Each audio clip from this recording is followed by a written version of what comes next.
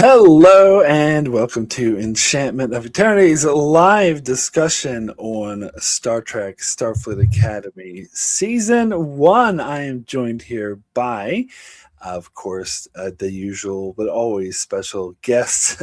First of all, my sister Alyssa. Alyssa, we're both cadets today, but thanks for joining. Thank you for having me. Looking forward to talking about the first season of this show, and also happy belated birthday to you, Mark. Yep, just by one day. Oh, by the way, this is my birthday present in the background. Someone gave me a big Lego Enterprise D. So, Oh, cool. yeah. Very happy with it. All right, and of course, also joining, and always great to have Darrin. Darrin, thanks so much for joining. I'm really excited to get in and hear everyone's take on this first season. You know, first seasons are sometimes a little rough. You're getting you're finding your feet. And yeah, I'm really curious where you both come from on this show. So, and that we can sort of talk about how the season went along. So, excited to jump in here tonight. So, today's much like we did with our Strange New World Season 3 discussion, we are going to do the fun little system that we love to do where we rank the episodes. So we each have our own individual list of top 10 because there were 10 episodes, so ranked in order, and we are going to go in order, naming the least favorite episode on our list until we come up with our collective list. I wanted to ask, do you want to not do the thing when you get to the top 4, since it's only 10 episodes? Do you want to just keep going in order rather than stopping and redoing it? Isn't that what we did for Strange New Worlds? We didn't. Yes, it is. For Strange New Worlds, we just kept going. Yeah, I would just do that. Yeah, Okay. I'm good with that. Yeah, because there's only 10. All right. Yeah. All right. So, but before we do that, get into that, I'll start with our overall thoughts of season 1 of Starfleet Academy. I thought the show was hit or miss. I think I would almost equate it to kind of the same sort of quality of Discovery season 5, which I liked. It was my favorite season of Discovery, but it's also sort of hit and miss, and like some things I like better, some things I like worse. It's hard to say. But the one thing I will say about the season, though, I hope they fix it, because at the moment it seems like it's like a mix between over the top big Star Wars type galaxy ending adventures and space battles, and this is just like a CW show and kids hanging out in high school. And I don't think that they got that blend right. I think it meshes. I think there's some episodes that are, this is the big space adventures, and others like, hey, this is a CW show with teenage romance. I think they could have done a better job blending the two. But some of the CW stuff I actually liked better, because the big over the top action shit, I'm sorry, I love Paul Giamatti. I love him. But that villain was a 2-dimensional mustache twirly villain I did not care for at all, and I hope he's gone. So it's hit or miss. Some episodes I love, some not so much, which we'll get into. But Alyssa, we'll go to you next. What were your thoughts on this season? Yeah, so to me, it wasn't as much hit or miss as just a lot of mediocrity. Like, I feel like there's one episode I really strongly disliked and one I absolutely loved. And then I'd say when I was trying to rank this, it was hard between like numbers 7 and 3 for me. Like, those were all like a tie pretty much. Like, I feel like there's just a lot of like not terrible and not amazing episodes where there were aspects of those episodes that I really, really enjoyed, but other aspects that I was not a fan of. So I guess it was kind of a mixed bag within individual episodes, but I didn't feel like there was a lot of up and down amongst the episodes. There's one I really loved, one I did not like at all, and everything else is kind of in between. But overall, I think it was a pretty solid first season of Star Trek. I think it was Darrin mentioned earlier that first seasons are not always the best. And in fact, the only Star Trek show where I think really had a great first season was Strange New Worlds, and it has gone downhill from there, unfortunately. We can only hope that season 4 bounces back a little bit, but other than Strange New World, the Strange New World still had its issues in season 1. It's just when it was good, it was really, really good. So other than that, I don't really have high expectations. I think it will depend on what they do in season 2. We already know that there is a season 2. That's the only one we know for sure that is happening. But I hope that it does go beyond season 2. I hope it at least gets the typical modern Trek run of 5 seasons, which seems to be what all the shows get, because I would like to see it continuing.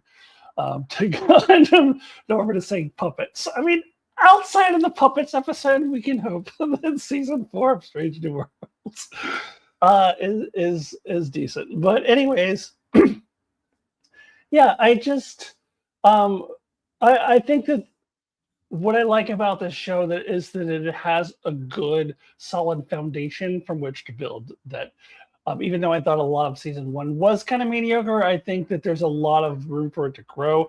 I like the foundation, especially of the characters. There's one or two I wasn't a big fan of. The Paul Giamatti News Bracca character is one, but even amongst the cadets, there's one I know Mark agrees with me on that I was not a huge fan of one of those cadet characters, which we'll get into it. But even with that character, I think there's room for improvement. That I don't think that character is lost forever. But they do have a solid foundation of the characters, and I know we'll get into it.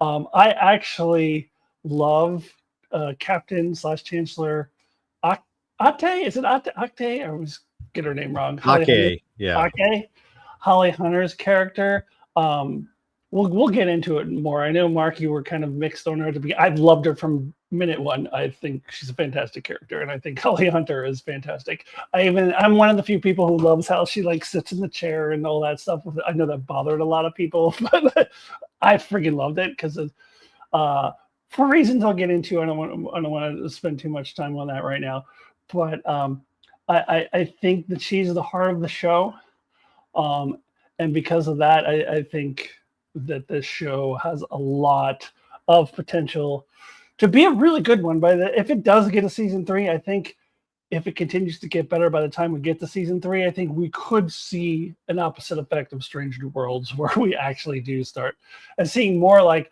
the old school Next Generation Deep Space Nine, where season 3 is really, really good. Hopefully we get that far. I'm a little disappointed, to say the least, in all the bad faith reviews and review bombs and all the unwarranted hatred that the show gets just because just that and it really kind of bothers me that so many people just didn't even want to give this show a chance. And then of course you've got your whole Star Trek is woke now crew and all of that, and oh no, there's a gay Klingon. Like every Klingon in that entire species is heterosexual. We all know that. Like, there's, come on, I don't know. So that kind of thing bothers me, and because of that kind of dialogue around this show, it made me really want to root for it. It made me really want it to succeed, and for the most part, I think it did. I think it was a pretty strong first season, even though I do think a lot of it was kind of mediocre, and in a lot of the episodes were kind of up and down. I still think that overall it's a good foundation for a series, and it makes me genuinely excited to see what will happen in season 2. Yeah, this is, I feel like this is a show that really kind of suffers a certain identity crisis, and I'm not sure if it's resolved it by the end, though I think it did get to a better space. It was for me at least, a very rough start. By episode 3, I really felt that this show was kind of augering itself in. And I think then episode 4 came around and it was like, wait a minute, I think that was actually a good Star Trek episode. I think we actually had that feel and character and how it resolved. I think that actually feels, like what you think a classic Star Trek episode should be. And I think overall that ended up being the arc of the season. I think it got mostly better the further it went along. At least I got more comfortable, even some of the episodes that are not my favorite. But I think it found a better balance of itself. And I think that's really where I felt that the show had an issue is it wants to be a Starfleet Academy, and yet we don't have much Academy stuff there. It wants to be the youngin' stuff, but they're all super professional. So I'm like, should this be more of was this the Lower Deck show that we were looking for and they just decided to go earlier? I don't know if the different themes and approaches always worked. I don't think the styles meshed for a lot of it. I think what did end up, for me at least, really redeeming is that the performances were better than the show itself. There was moments of material that were just sparklingly perfect, very Star Trek. And I felt the summation of these stories coming along. So yeah, I think it had some issues. But overall, I think they may have found themselves in a nice place of tone and story and where they want to go. I know that season 2 has already been shot. I mean, it's like Strange New Worlds seasons 4 and 5 are already done. Season 2 here is already in the can. I think they were trying to get this all done as much to see what's going to happen with the new buyers. So at least I am happy they have that opportunity to kind of continue on wherever they were going. And I think overall it's worth getting through those first few episodes. But yeah, it's still got some up and downs. Some things that work and some things that don't. I just want to correct myself really quickly because I'm noticing what Tyler is saying about his idea for the penultimate episode of season 4 to have the penultimate episode be them graduating in episode 10. They're getting their assignments. They did say that they're, because I mentioned earlier that, I hope they get 5 seasons. They've actually already said that they want it to be a 4-season show to go along with 4 years of the Academy. So each season would be a year of the Academy. So it won't be 5 seasons. It will likely be 4 if they get those extra 2 seasons. Because as far as we know right now, yes, with all the shake up of Paramount and all of that stuff, we don't know if we're going to get beyond a season 2. But 4 was the cap, not 5, because they wanted it to be like a college. Yeah, that's right. And also, as far as like all the negative bullshit and Star Trek is woke now, Norman said in the chat, those are not reviews, they're preposterous hate spectacles. And that's true. I call it like the distinction between good faith reviewing and bad faith reviewing, because good faith reviewers could like not like the show and think it's bad, but for like legitimate reasons they just have a different opinion. Bad faith reviewers came in, as you said, Alyssa, wanting to hate the show and just being like, it's woke and blah blah blah and bullshit. And a lot of them probably didn't even watch it, honestly. Yeah. IMDb, it's right now it's 4.4 overall, and none of the shows have higher than like most of them are in the 5s, which is very low for Star Trek, but they've just been review bombed. Yeah. And I don't think most of those people even watch the damn show. If I'm being Yeah. honest with you. That's very likely. Or they just watched like 10 minutes of it and like, oh, it sucks, and heard about there being a gay Klingon or something. That Klingon sounds weird. I don't like it. it. He throws up glitter. I don't like it. That was a little dumb, to be honest, but I wouldn't review it. Sure. Well, I wasn't a huge fan of that myself, but I wouldn't say that the whole show sucks because of it. Yeah. honestly, the accusation that, oh yeah, Star Trek is woke now is just such a misunderstanding of Star Trek. Is like, Star Trek is like the original space woke. So yeah. I don't know why.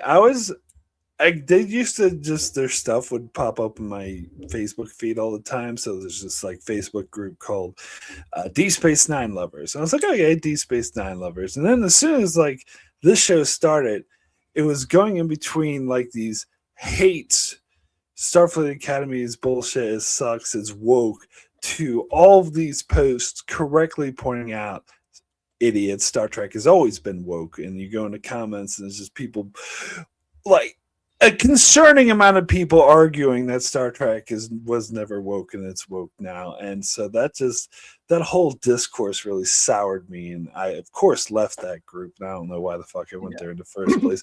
But it's just sad to me though that, and I hope most of those were bots, but they weren't. It's like, it's sad to me that so many people who claim to be Star Trek fans don't fucking, like, their whole arguments is like, well, it wasn't woke before because blah blah blah. And it's like, you gotta like compare it to the time period. Like in the 60s, like the original series probably doesn't seem all that woke right now, especially the way they treated women. But in the 60s, it was super woke. They just like, I think all these like anti-woke fuckheads, they give everything that's older like a pass. Like they grandfather anything that's older, and they only attack new stuff. Yeah, there's a lot of variations on the meme that shows what were those dudes called, the half black and half white Yeah. Yeah. dudes, and it's saying Star Trek has never been woke before. Like all you have to do is look at that character.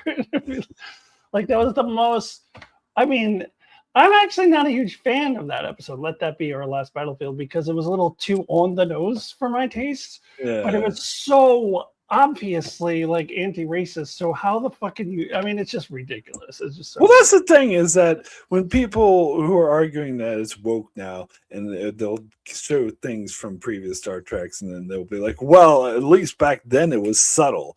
I'm like, you think Let That Be Your Last Battlefield is fucking subtle? You think stuff like past tense from D it Space was Nine way too on the nose. Yeah. No, Star Trek is known for being on the nose. Star Trek is known for hitting you over the head with this message, Yeah. and that's actually part of. So Yeah. this is no different. In fact, if anything, it's more subtle. Yeah. And the whole thing with the gay Klingon, like this, people. This is from 30 years ago. Picture of Dax kissing another woman. But anyway, Yeah. I had one other topic I wanted to touch on really quickly before we get sure, into yeah, our rankings. I was curious how you all felt about the setting, the time period that it was set in, because I know when it was first announced that would be the setting, I think there was a lot of skepticism on that, a lot of like, I don't know. Personally, I think it was the perfect setting. Because Starfleet Academy is starting anew. And it's a little confusing to some because, yes, we did see Starfleet Academy in Discovery, but this was its return to Earth, which was a big deal. So to me, if you just set this in like the 24th century or the 25th century, I don't know if it has the same impact. Now, I will say that I think they could have probably still done a little bit more with the setting than what they did.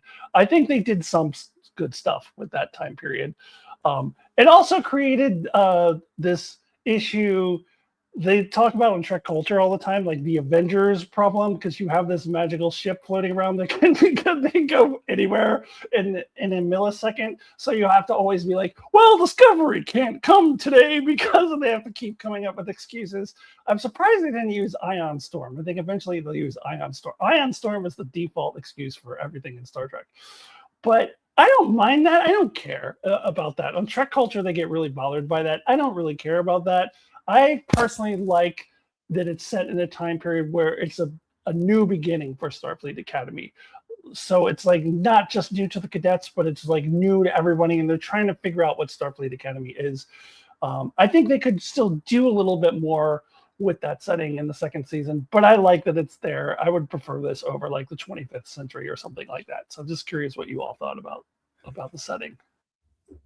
So the Discovery, the Avengers problem, I mentioned that in my review as well, one of my reviews. But it's just something to nitpick. It doesn't really bother me all that much.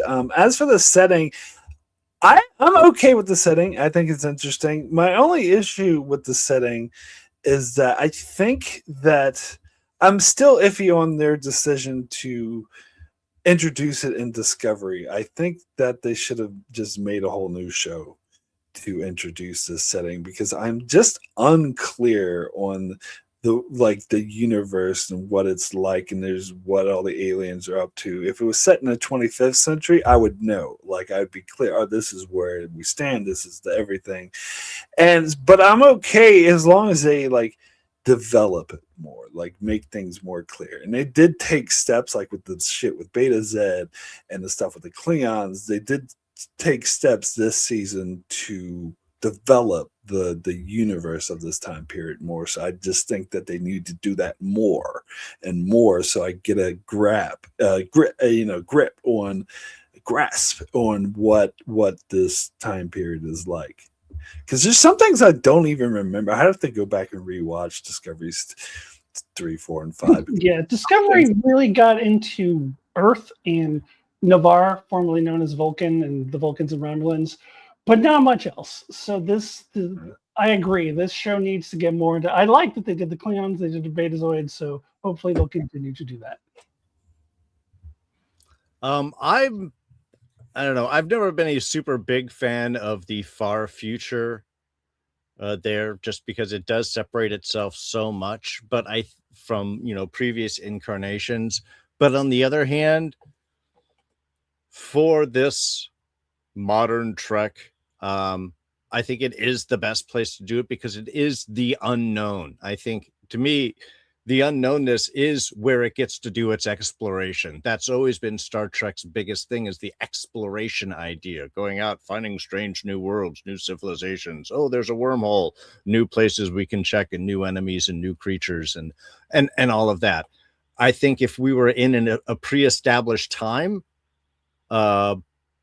you would lose that special. There would be this idea of having to be stuck to a certain timeline or lore, the issues that you're having with Strange New Worlds and with the first early seasons of Discovery, I think. Because honestly, it's either this time or the, let's say, post-Picard era, where you could pick up and do a certain continuance with those characters or those ideas or things. I think so, because they created this new far future, I think it's the best era for them to play in, and to be able to make up their own stuff and not really be stuck with anything that's pre-established. Basically, lore is all reset for the most part in regards to races and explorations and bad guys and things like that. Plus, you have Oded Fair in that timeline, and he's sexy. So, even with the beard, the Admiral. Oh, sorry, okay. I'm a big fan from the Mummy era and everything, so I just think that he's awesome. Never saw those movies. Oh man, not my thing. When they came out, I'm avoiding that like the plague. But that is just me. They did have the plague of locusts in the show. Never mind. It's Locust. Anyway, sorry. So, yeah, I think with if you said it I understand why they said it in this time period, especially since it does seem to be like pretty much the same team of Discovery moving on and doing this, which I can tell in the cinematography, and that's something else to complain about. But I wouldn't mind if they said it in, as you said, post Picard era, because I feel like they would have had a lot to play with, because there's like 400 years or so before you get to established lore. So I don't think it would be the same situation as like a Strange New Worlds, where you have tons of lore like bumping up against it. So I think they could have had a bit more free reign, but I'm fine with this time period. I just feel like they need to develop it more. One thing I don't like about this time period is how they always have to do is tap and like do the instant transport everywhere. That seems a bit too convenient. Oh yeah, no, the high technology really, it's like, so all of your problems, there's technology issues that you can just solve instantly because it's something you created. It just, yeah, I think it gives you too many dramatic shortcuts. Yeah, and then I hear people complaining, why are they going up the stairs? Why are they in a turbo lift?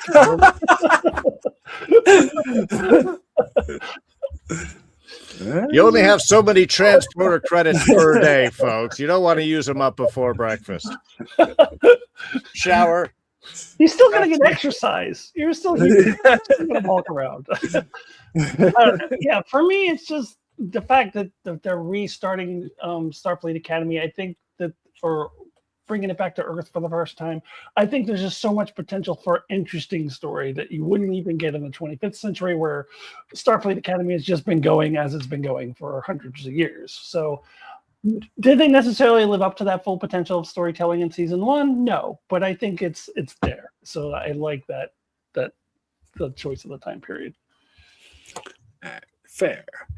All right, so yeah, let's go ahead and jump into it. Let's get started. So let me see where am I? If I could not mess up this chat, that would be great. All right.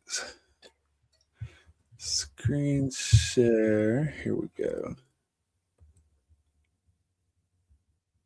There we are. All right. So alphabetical order. Alyssa's 1. Darrin is 2, and I am 3. Actually, hold on. Let me get rid of that 1. So, all right. So it is going to be, yeah, it's Darrin. Darrin will start it off, and then it'll go me, then Alyssa. All right. So let's. All right. I'm going to start this with a couple of caveats. One, in regarding to our last big ranking of these Star Trek movies and series, look, I'm going to admit it right here. The Star Trek original series movies, I ranked far too low. They should have been much higher. You guys were totally right with that. And so I'm going to throw that to say that. No, Darrin, you already ruined her. Yeah, I know. I'm just saying. I'm using that as an apology to, like, you know, if I destroy your picks anywhere, I'm an idiot. So, you know, use that as an example. So let me get to my list here because it's on my phone. I've got to unlock it. All right. So for my number 10, my least favorite episode of the season is going for episode 3, Vitus Reflux. Mainly because I never finished that episode. The interplay between the new academy and the old, military academy? The war college. The war college. Yeah. Was the most annoying stuff of these first few episodes. It's the idea that we have all of these traditions, but we are just coming back, but there's stuff we have to do. And we have these rivalries that we've never been here before. And it just, to me, it was so annoying. And so let's be WB. Sorry. It annoyed the heck out of me. By the time we got to the first 2 episodes were rough for me. By the time we got to 3 and we're just like, all right, we're going to play pranks and show which one of us was better. I was like, no, I'm out. I'm not doing it. To me, this perfectly illustrates what didn't work for me for the whole series was their college stuff. It's odd, even though it's a Starfleet Academy show. To me, it's the Academy life and lingo and beliefs for something that hasn't been there for a very long time. Everybody was very dependent and insistent on how things were supposed to be, and it never synced. To me, it was, these are new and yet they're old, and so all of the conflicts within that just annoyed the crap out of me. So I'm sorry if you like this more. I couldn't get 5. I think I got 10 minutes into it. And then I was out. I never finished it. That's why it's the lowest on my ranking. Darrin, god damn it, how dare you? No, actually, I totally agree with you. 100%. This was my number 10 as well. Also, I think easily my least favorite episode of the season for much of the same reasons that you said. Like, the War College thing was the thing that bothered me the most. One of the things that bothered me most about season 1, because I don't understand, like, what happens to them when they graduate. Is there a military arm? Like, they never really explained this or got into much detail.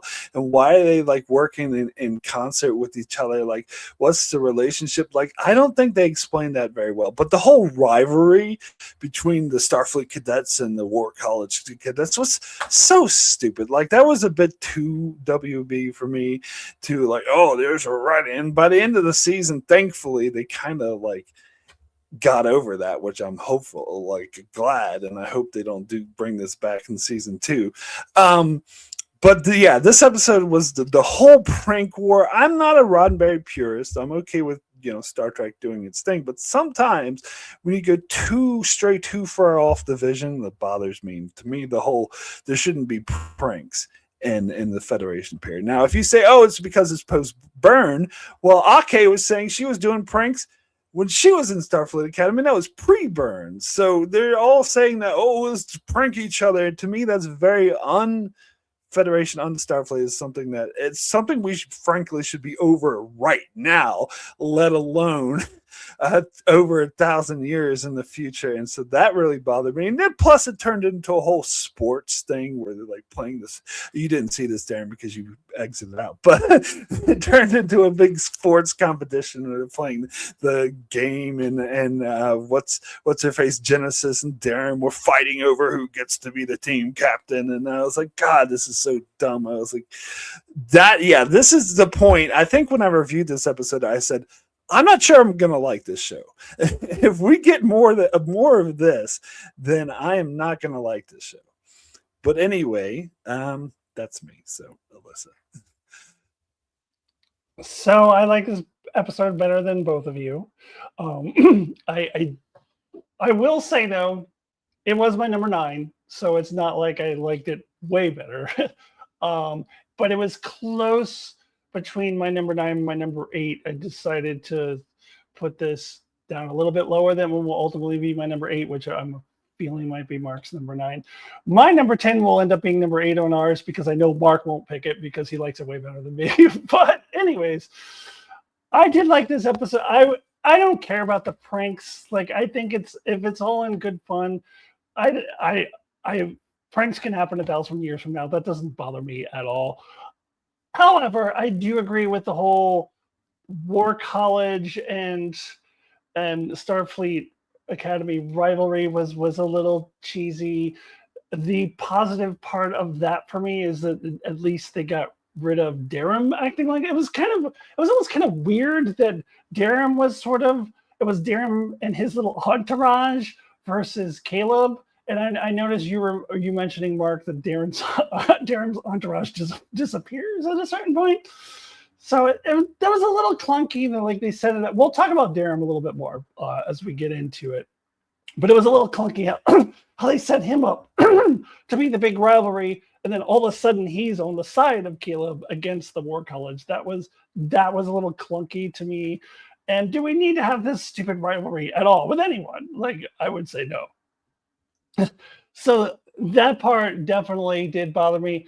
I'm not bothered as much by the pranks.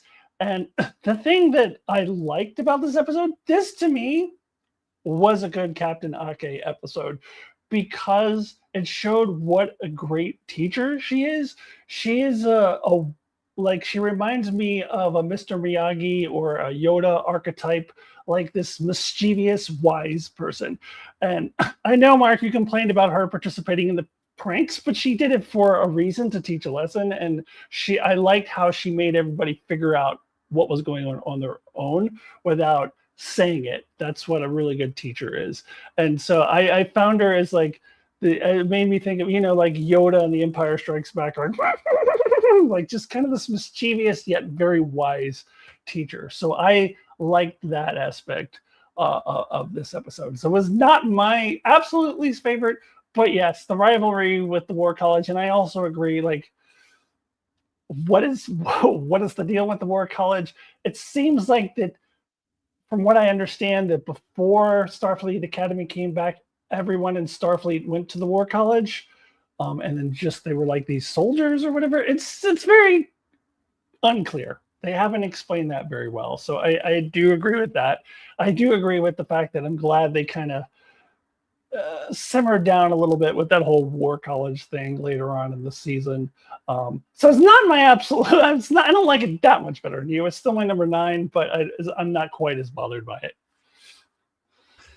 Yeah, I think that's fair. I mean, obviously, I disagree with most of that, but that's fair. But the one thing I will say is that when Ake was like kind of hinting at them the plants, they're like, "Oh, it was so fucking obvious." I thought she was outright telling the cadets, and at the end of the episode, the cadets are like, "Oh, this is what she was saying." I'm like, "Of course, that's what she was saying." I thought it was obvious to anyone.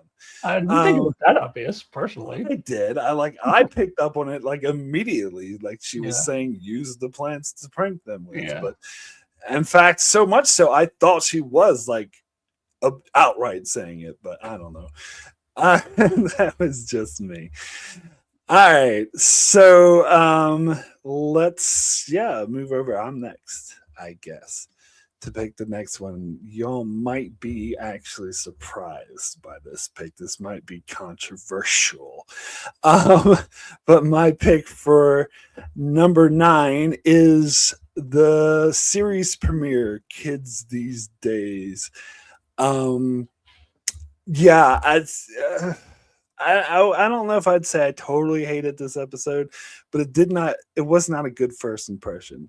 It was too much like Star Trek 2009. It was too much of the lens flares of the what I call CGI diarrhea battles, and too much of the two-dimensional villain, and too much of the I think Norman was in the chat saying I'm a calamity bitch or whatever. Too much of like the characters weren't there. They were all too stereotypical. They introduced like a whole like 10 different bridge characters that you never really see again. They're like, oh, this is you and this is you, and like, so what's the point of that?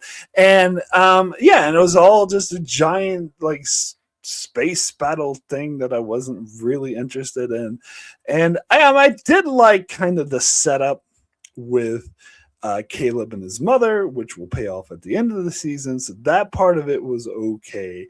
But it did seem kind of a bit too like by the numbers of, oh, there's this bad guy rebel, we got to reform him kind of thing, it seems. But it's okay. Like, as I said, I don't like totally hate this episode. It's fine, but it's just okay for me. Anyway, Alyssa. You act like that was some shocking revelation. For me, like, this is exactly what I expected you to pick. And this this was my number 8. And I actually was kind of going back and forth between this and episode 3, but ultimately decided I do like this one a little better.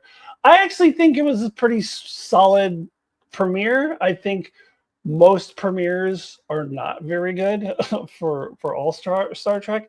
And even I know Strange New Worlds of the premiere you were pretty high on, Mark. When I went back and did my rewatch, it was fine. Like, I thought, I don't think that was a great premiere either. I just don't have high expectations for premieres. So I watched this episode and I'm like, the show will get better after this. So I'm not going to worry about this being one of the best. In fact, it shouldn't be one of the best episodes of the season. If that ended up being one of the best episodes of the season, then this would be a bad season. So I was expecting it to build on that, to improve from that. So in that context, I thought this was an okay episode.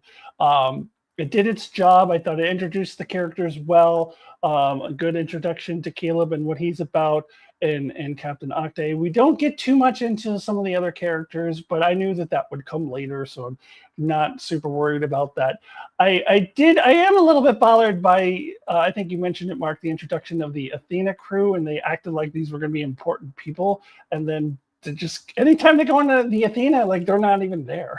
Like, it's just, there's a lot of disconnect where I feel like, I would say that about Darrin's character too. Like, we can get into him a little bit here. He was introduced here with his entourage and being the bully, and it seemed like they changed their idea about what they wanted this character to be later in the season, because it was too much of a leap for me. Like, I don't know why they introduced him in this way. I think introducing him as maybe a little bit more of a subtle rival to Caleb, but not this, like, you know, he has his entourage and he's the bully, and I thought he was going to be the villain of the season based on episode 1, and it's like they just, no, we don't want him to be that, and they just completely change his character later, or just try to reform him, whereas I wish they hadn't started him out that way.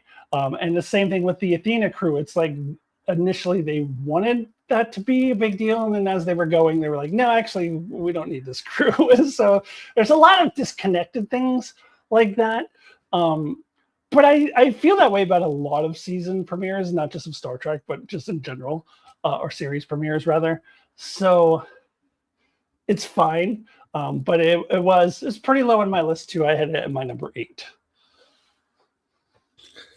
Yeah, well, Mark and I are in sync right now, because this was also my number 9. And it's funny, I think this has a feel like of the pilots of old, where the pilot is shot and then it's sold, and then they write the season after that. So it doesn't always mix things. Like, you have some ideas that you're kind of playing with, and then by the time you actually get to writing the whole rest of the season, I think that's sort of the feel that this has in regards to how the rest of the season, because it does feel a little separated. I think it was also the idea of maybe we would have the Academy on a ship that flies around. And my idea was like, that seems really dumb. I mean, that seems like you're going to get in trouble. You're risking, like, anything goes wrong, you're risking the entire school, like, all the time. So the fact that it goes, like, back to Earth and parks itself for the most part, and then you have it so you can go, yeah, I guess that's all right. But just the school should be the school, and then you should have a ship that's just the ship. But again, it's the future. It's all about aesthetic. Ultimately, I have a problem. I don't care about the smartest people in the room and their troubled lives. And I think this is one of the problems they have when setting up Caleb Muir as our hero here. Is Caleb's a survivor. He's amazing. He can break into anywhere. He's tough. He can fight. He knows all these things. He is the most top person in the world. But he could go to jail. So let's do him a favor and send him to the Academy, and we'll follow him in his desperate search to find his mother. I mean, it's so Disney / WB in its foundation. It's just hard for me to care about that journey. So much that I completely forgot that his mom is Tatiana Maslany. We'll get to that in later episodes. You're right. The villain felt very mustache twirly, and this seems so simplistic. And I just didn't know why I should care about this particular journey. So it was a hard watch for me. I was willing to give it a time and to go a little bit more, give it a few episodes before I was going to put judgment down on it. And I think ultimately like I said, the show went somewhere, but I don't think it started off in a form that actually got me excited about seeing what was coming up next. And in that case, as a pilot, that's kind of a failure. If it wasn't Star Trek, I may not have watched episode 2. So that's why it's down here at the bottom. Well, as far as the Athena, they do go on the Athena quite a bit. It's just that crew disappears. And then this big crew that they introduced, they just always have the cadets at the controls every time they go on the Athena at that point on. So that, I don't know, that was weird. But, yeah. Yeah, I mean, it did make me want to watch more. I thought it was a solid finale. You guys definitely like it less than I did, but still it was at number 8 on my list. So I don't love it. All right, Alyssa, you're next. Your turn. All right, here's where I torpedo Mark's. I don't know how high you have this. I know Mark liked this episode quite a bit better. This is the one episode I absolutely hated. More than episode 3, more than episode 1. And that is what is it called? Episode 2 beta test. And the reason I hate this episode so much, and it's not the romance between Caleb and Tarima, because I think that in later episodes I really like that connection. I think once they start developing it as if it's a real actual human relationship, which they do successfully in future episodes, I like it then. Here, this whole episode to me played off like your stereotypical teen romance dramedy, like romantic comedy with teens, heterosexual thing that I've seen 10 bazillion times, and I think I was sick of this genre in the 1990s, and I've seen a billion more of these things, and it makes me want to gouge my eyes out. I just fucking hate this. I just fucking hate this format, this cliche, this trope. It's just a personal thing. I just hate it. And again, I like what they do with this romance later. I wish it had been introduced a little differently. I honestly think generally Star Trek has done better when they introduce two characters who don't start off together and then they just are naturally drawn together, like Odo and Kira, Worf and Dax. They've also failed at that too, like forcing two people together, like Tom Paris and B'Elanna, and what they tried to do with whatever the fuck that was they tried to do with Chakotay in 7 and 9 at the end of season 7 of Voyager. So they've also failed at that. But generally speaking, I think that's when Star Trek has been most successful when introducing romances. And again, I think that they do well later on in the season with this, but I just didn't like this episode the way that it plays out. Also, I found it to be really boring. I was on my phone, I was on my laptop, like I could not pay attention to this episode.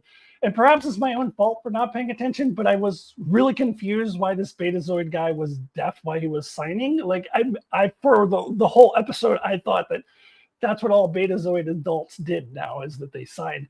And I know there was an explanation. It's probably my own fault for not paying attention. I guess it was Tarima's made him deaf with her powers or whatever, but I don't know. I was confused by that. And also, why, if they were isolationists and they weren't really having contact with other worlds and they're all telepaths, why does he need to learn sign? Because they can all read his mind. So if they're not contacting other worlds very often, why does he need to learn sign?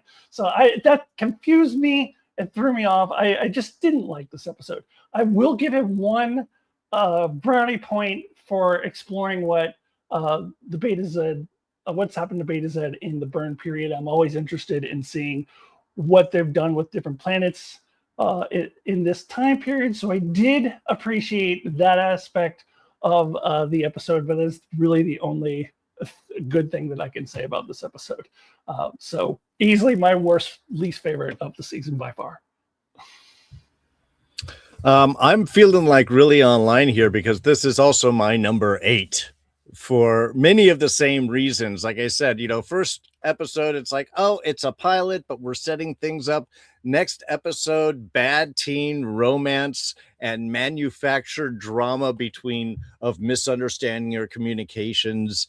And like, I was like, oh, these are not good starts. You're right. Ultimately, I do like where the relationship between Caleb and Timon.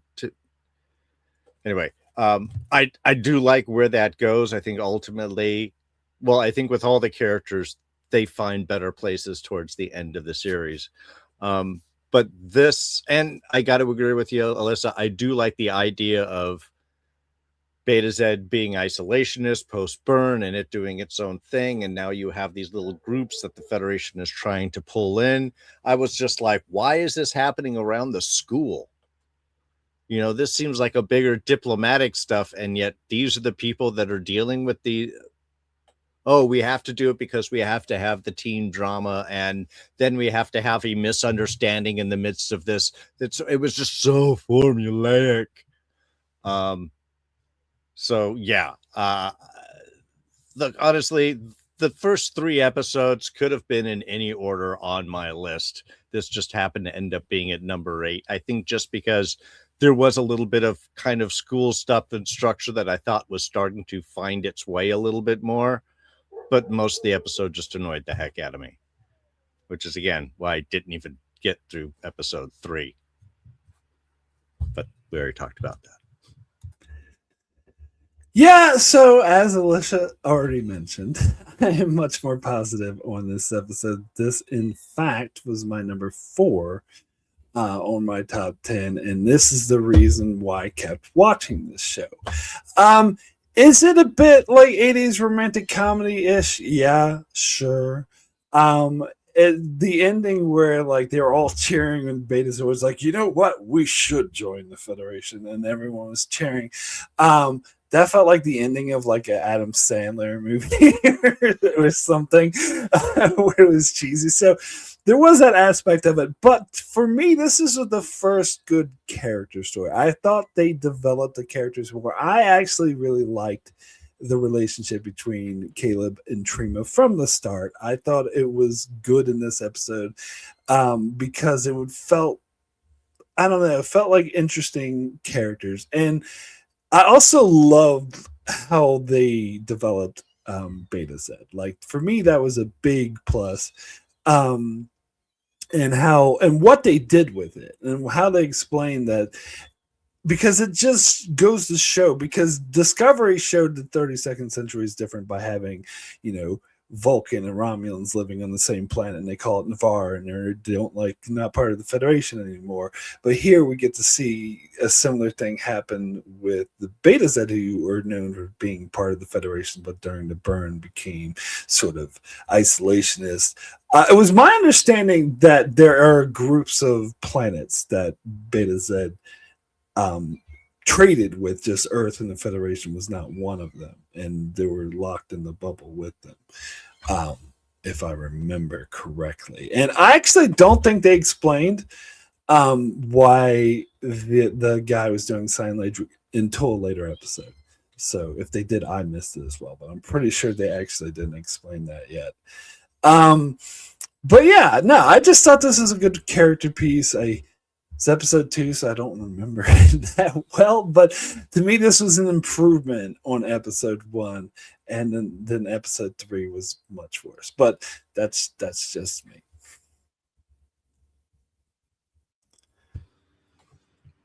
All right, so now we're doing number 7 on the list. Is that right? Again, I apologize if I shoot down anybody's favorite episodes. I don't think I will with this one. Darrin, I just want to say that's the purpose of this. This is the War College, the real War College. So yeah, for me, episodes for number 7, I put episode 7, which is what, Kozane? If I'm Kozine, I believe. Kozine. And you could probably guess why. To me, the kind of WB social little episodes are the least interesting. What I can say is by this point in the season, I was much more positive on the episode. So I would be willing to push through something that I may not entirely watch or fast forward a lot more through for this. And, you know, I liked the humanization. Sorry if I'm saying that about alien race. You know, of our jerk character, that he's a front here, but he's really different there, and what his family and stuff is, and his relationship forming with the Klingon and that kind of stuff. Even though he's like, oh, but I'm not in Ibiza with my lover. What the heck, dude? You know, you've got to have your comedy of errors. And then I think this was also the one where they're trying to break into the library files to steal the to erase the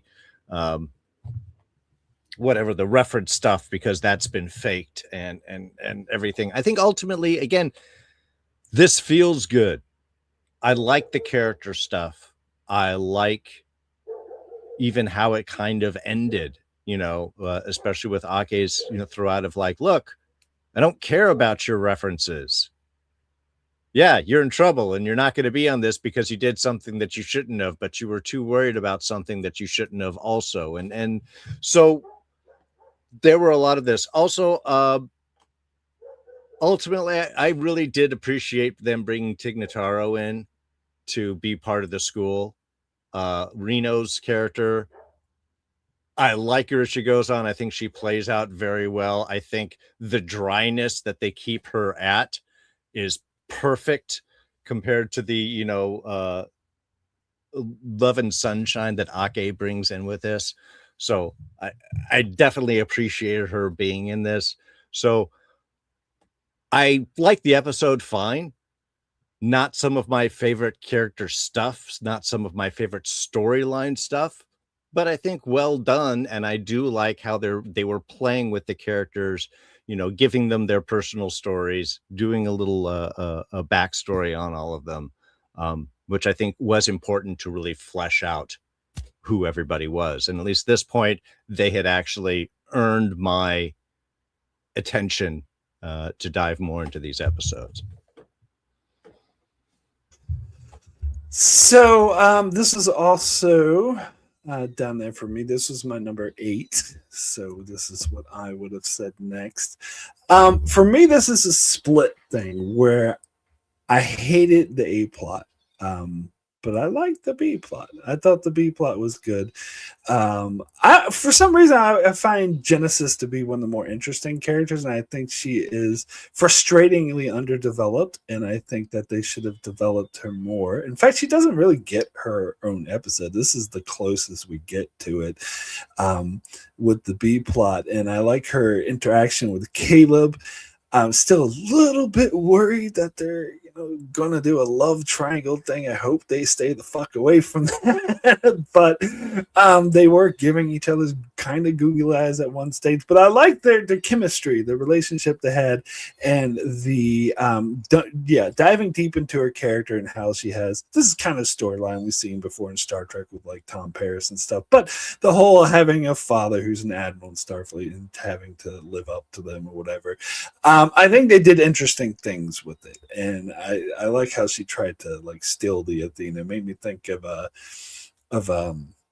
Mariner trying to steal the Cerritos in season 3 to rescue her mother. But so I like that was fun. That was a good character moments. The whole thing with Darrin, as Alyssa was alluding to earlier, do not like this character. I think he's inconsistent. We talked about before how he had an entourage and then they just disappeared and like what, and then he just started hanging out with the other people. Like whatever happened to his entourage? And they, I don't know. Some people were saying, "Oh, this kind of makes sense that he comes from Royal and this is all just a act for him to be an asshole." But I'm like, I don't know. It doesn't really add up for me. It comes off to me like they didn't know what to do to this character. Like, let's make this asshole guy a main character. And then they were halfway through writing the season. I was like, we have nothing to do with him. So let's just change and give him this other backstory, whatever. And to me, it just doesn't match. And plus the whole storyline about the wedding, was way too derivative of a mock time for me. It's just, or a Haven or any of these arranged marriages. I think I talked about in my review that how come every alien Star Trek has arranged marriages? I don't know. It's just I had no interest in it, and the ending where she left him as like. Jaden is like, thanks a lot. You just fucked up your friend's marriage. Like, what the hell? I don't know. I just didn't like that episode. And of course, you knew because they said, well, he's gonna get married and leave Starfleet and be part of his royal family. You knew that he wasn't fucking gonna get married. It was, to me, it would have been more interesting if they didn't have that. If like, okay, we can get married, but then you can go back to Starfleet. But making it be like, no, you're going to be a royal and rule, like, so you knew it was not going to fucking happen. I don't know. And it's just derivative of all these marriage episodes, and yeah. So, but it made it up to number 8 for me because I like the A plot. I mean B plot. Sorry. Anyway. I completely agree, by the way, that the B plot is much better than the A plot in this episode by far. And I do like the character stuff there. So, yes. So, my question for you, Mark, and maybe Darrin can answer it too. What makes one an A and what makes one a B? Is it because it has the title of the episode in it? Because my viewing of it was one is 1A and one is 1B, or BA, B1, or whatever. Like, I thought they were equal plots. Like, I did not see in either one standing out as an A plot. I think they got about equal airtime, it seemed to me. But one did have the title of the episode, and that's what you guys are calling the A plot. So I guess that makes it the A plot. But to me, these were like 50-50. I guess that's the way I viewed it. I didn't think one is an A or one is a B. So I didn't get out my phone and time it, but it did seem to me that the Darrin plot took up more screen time. Okay. And it was more focused. Maybe I'm wrong. Maybe they're both A plots, but maybe the fact that it's the episode title is that also affects me, but I just felt like they were focusing more on that. Oh, yeah. Yeah, I mean, I would only call it that because I thought there was more of a primary focus on that particular story. And it was like, in the meanwhile, we'll cut back to the ridiculous stuff these two brilliant people are doing, hiding back at the academy. Yeah. So, but yeah, Eagle and Cobra. So they're both equal, I guess. I don't know. To me, they were pretty close as far as, but I was just curious what made you call it the A plot, because I didn't see it, but it doesn't really matter ultimately. So where I land on this episode is this was also my number 7. So we're all pretty close. I think I did appreciate it a little bit more than you, Mark, and maybe some other people. I think that, as I said, like my 7 through like 4 or 3 were all kind of close together. Like, this is not that far off from my number 4. Probably is. I think there's like hairs we start splitting, but this does end up toward the bottom of that group of what I consider to be very mediocre episodes. I do agree, whatever letter you want to assign to it, I do agree that I like the Genesis and Caleb plot better. I do want to know more about Genesis. In fact, I would have liked that to have just been the episode, to focus more on Genesis. Darrin is a character I don't care about, but the thing that I do appreciate, the one thing I did appreciate about that storyline, and I don't know if you picked up on this, Mark, because you didn't mention this at all in your review, but there's so you have 2 storylines where you have sexual tension.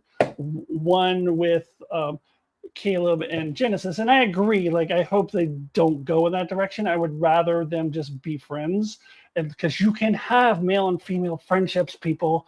Like, we need to see more of that on television. So I don't want them to get together, but they're definitely setting up like there could be some tension there, and there with Darrin and Jaden, that was set up in a previous episode where they always like get really close. The Jaden and Darrin, like they get their faces right into each other. Whatever episode that was, when I guess it was Jaden's episode 4. Yeah, it was. When Darrin comes and like gives them the pep talk. They definitely were setting up some tension there. And between these 2, I would much rather see that developed than Genesis and Caleb, because Caleb and Tarima make so much sense that it just, the only reason to put Genesis in there would just be to do this. Oh, it's a teen drama show, so we have to have the love triangle, and like, so I don't want them to do that. But this character, I do get the sense that this Kyle character from the war college that is set up as Jaden's boyfriend is just there to eventually for Jaden to leave and go with Darrin. Like, I think that's where they're headed. So I do like that relationship there, and I like it more than I like Darrin himself. And I think Darrin could still be a good character if they write him consistently in season 2. I think he's just written very inconsistently in season 1. If they just like decide what this character is and just stick with it in season 2, even if it's completely different. In fact, I want it to be completely different from what they started off with. I don't care. I would prefer that. So yeah, I did appreciate, I think, the Genesis and Caleb storyline a little bit more, because they both kind of are dealing with their own things. They're both kind of helping each other out with their own bullshit. And it's a really strong friendship. I want that to be a friendship, because that makes more sense as a friendship to me. So anyway, yeah, this is coming in right where I put it at number 7. So let me just jump in. I just wanted to say, with the whole kind of like setting up of the potential, love triangle there, I do feel like they skirted in this episode and rightfully readjusted for the rest of it, because there's even one of the future episodes where Tamura says, "Oh, I could see why he likes you so much," and she's like, "Well, we're just friends." You're like, "Oh, she's got the psychic thing. They're setting up that love triangle." But by the end of the season, they pretty much have her and Caleb together, Caleb and Tremont together, and we're set up that Genesis is just the friend. So yeah, I am really hoping they have made that choice, because that was the one uncomfortable thing in this episode. I was like, oh no, don't do that. Don't add that complication.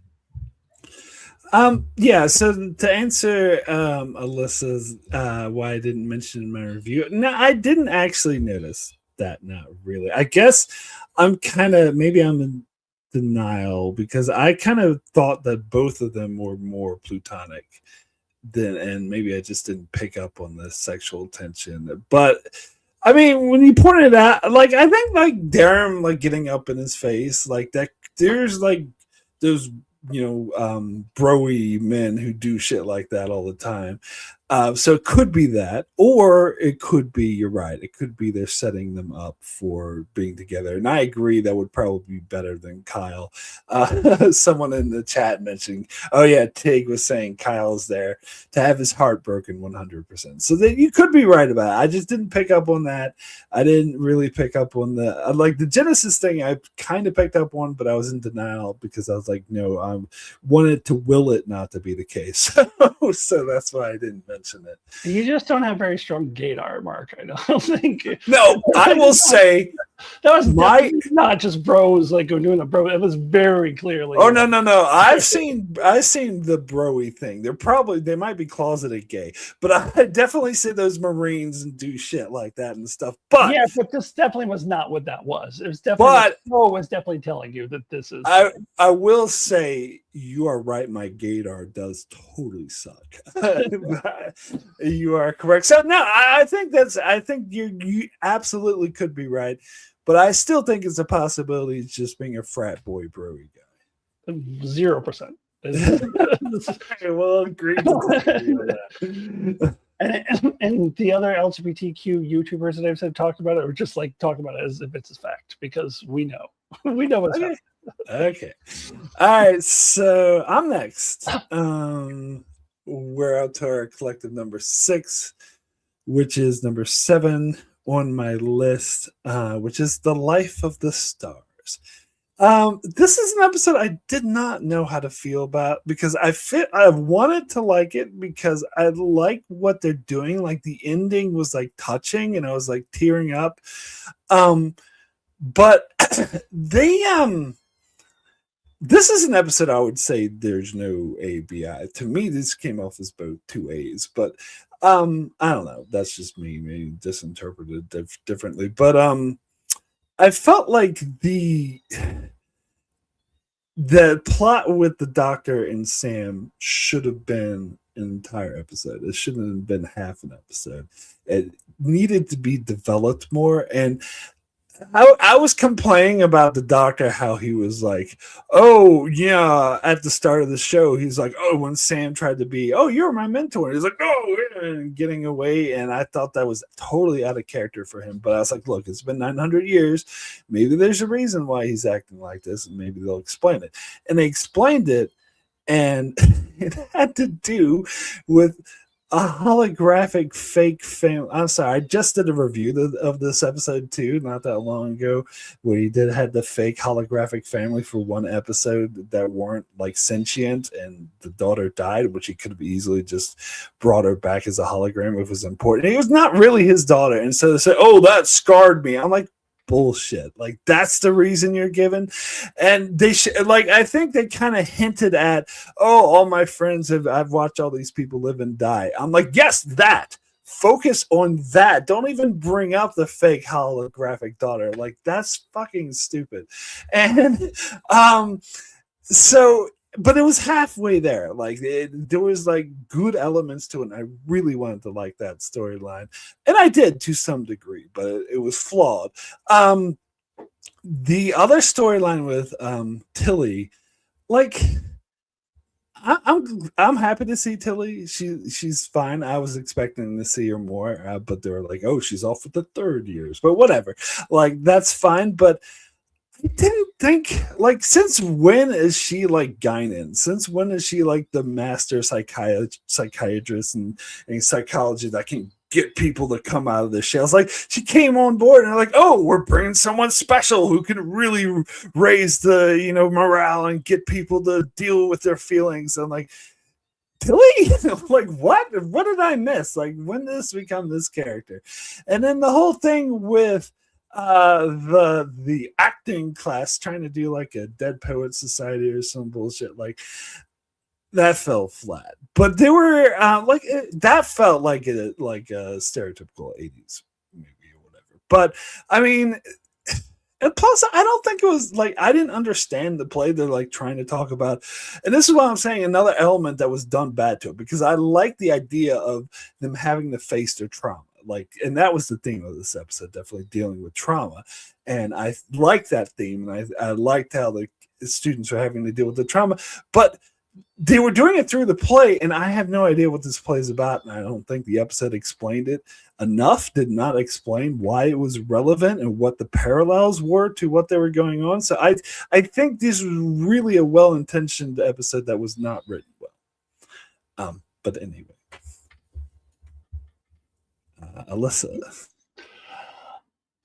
Yeah, so so far we are going almost in line exactly with my with my, is this our number 6? This is our collective number 6. This was my number 6 as well.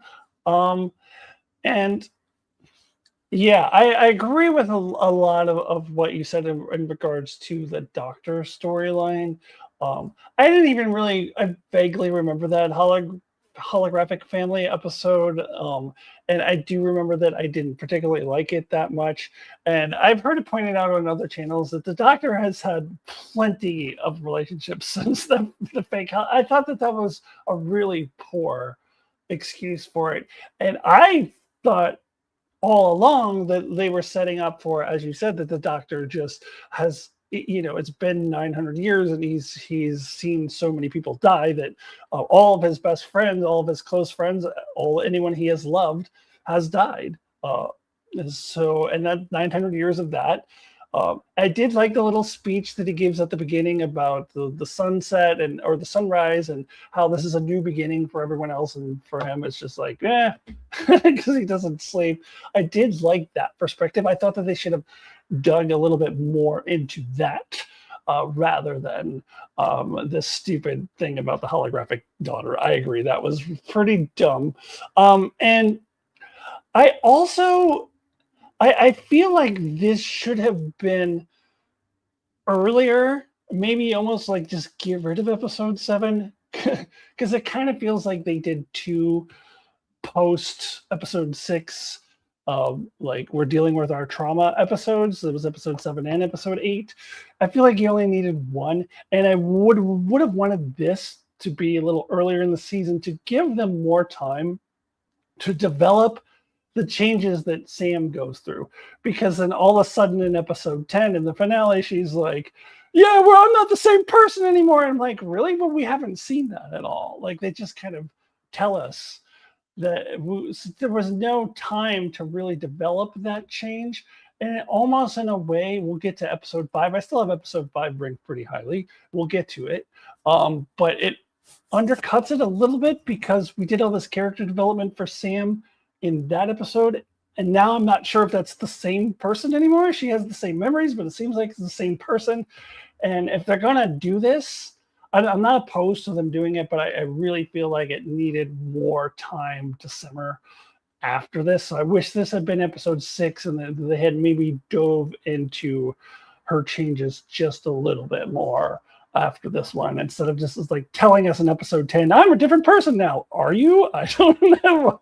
Since when? I mean, I get why, but I haven't really seen the changes. So that would be my nitpick on that. But at the same time, I did like have some tears. I thought it was very emotional with the way that they developed the relationship between the Doctor and her, despite the stupid explanation with the holographic family. So I had very mixed feelings after watching this episode, because I was like, I don't know how to feel about this episode, because I got really emotional at parts, but then in other parts it's just like, that's dumb. So this was a very mixed bag. I didn't have as much of a problem with Tilly. I feel like apparently, according to Trek culture, this is 5 years after the end of Discovery, so I could see that trajectory for Tilly's character. She was becoming more mature. She was becoming more of a teacher. I could see her being the cycle. I didn't have a problem with that as much. I don't know. I didn't have a huge problem with this plot. I thought it was weirdly paired with the Sam. It was weird that Sam starts off in one plot and then moves on to another. Like, she's the one who chose that play, and then they put her in a different storyline, and that was very clunky to me. So I don't know. As much as I did enjoy seeing Tilly, I don't know if I needed this storyline. I don't know. We also did need to see Terima. We need to see her kind of repercussions after episode 6. So we did need that at some point, but I don't know. Just the way that it is all done was just, I didn't really like the way that they mix these 2 plots together. I don't know. I couldn't tell you exactly how I think they should have done it, but I don't think they should have done it the way that they did. And yeah, I don't know. But again, there was moments where I really did like that storyline too, where I did feel some emotion, but it was just, I don't know. It was very much a mixed bag for me. Yeah, you know what actors really like? Acting. They like talking about acting. They want to show how important acting is. And I have to say, one of the biggest drawbacks of this episode was it's an acting class and we're going to do a play and that's how we're going to deal with our trauma, because it's so Hollywood. And it just, to me, it's just one of those subjects that are just like, you just kind of getting up your butt with that idea, and not in the fun way. I did really like seeing Tilly, though. To be honest, that worked from a nostalgia, like, oh, character, she looks great, she's doing a thing, and this is her new stuff. I didn't really have a problem so much with her being the one they brought in, just because, I don't know, it's the cameo, it's more than a cameo, but it's a guest star from a previous series episode, flashback stuff. This is how we're connecting with stuff.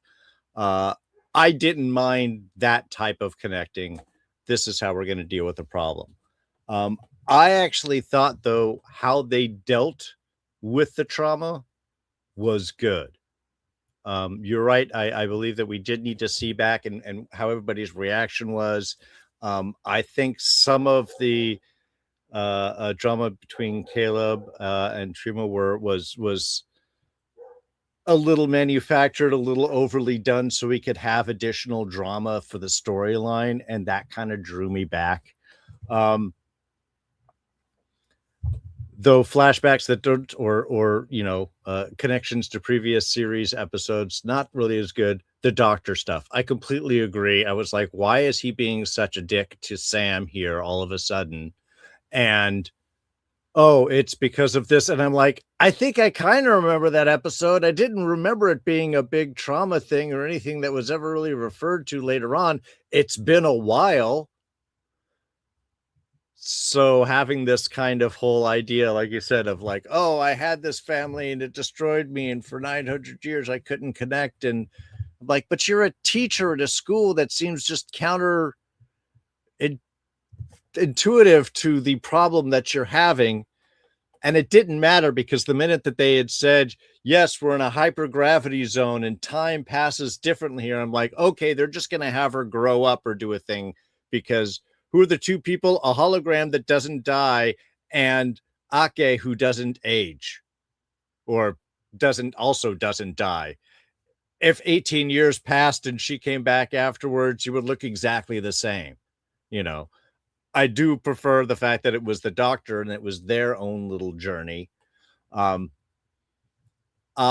like that we have kind of this new thing. I agree with you that we didn't get it early enough in the season where it felt a little jolting learning the new Sam later on.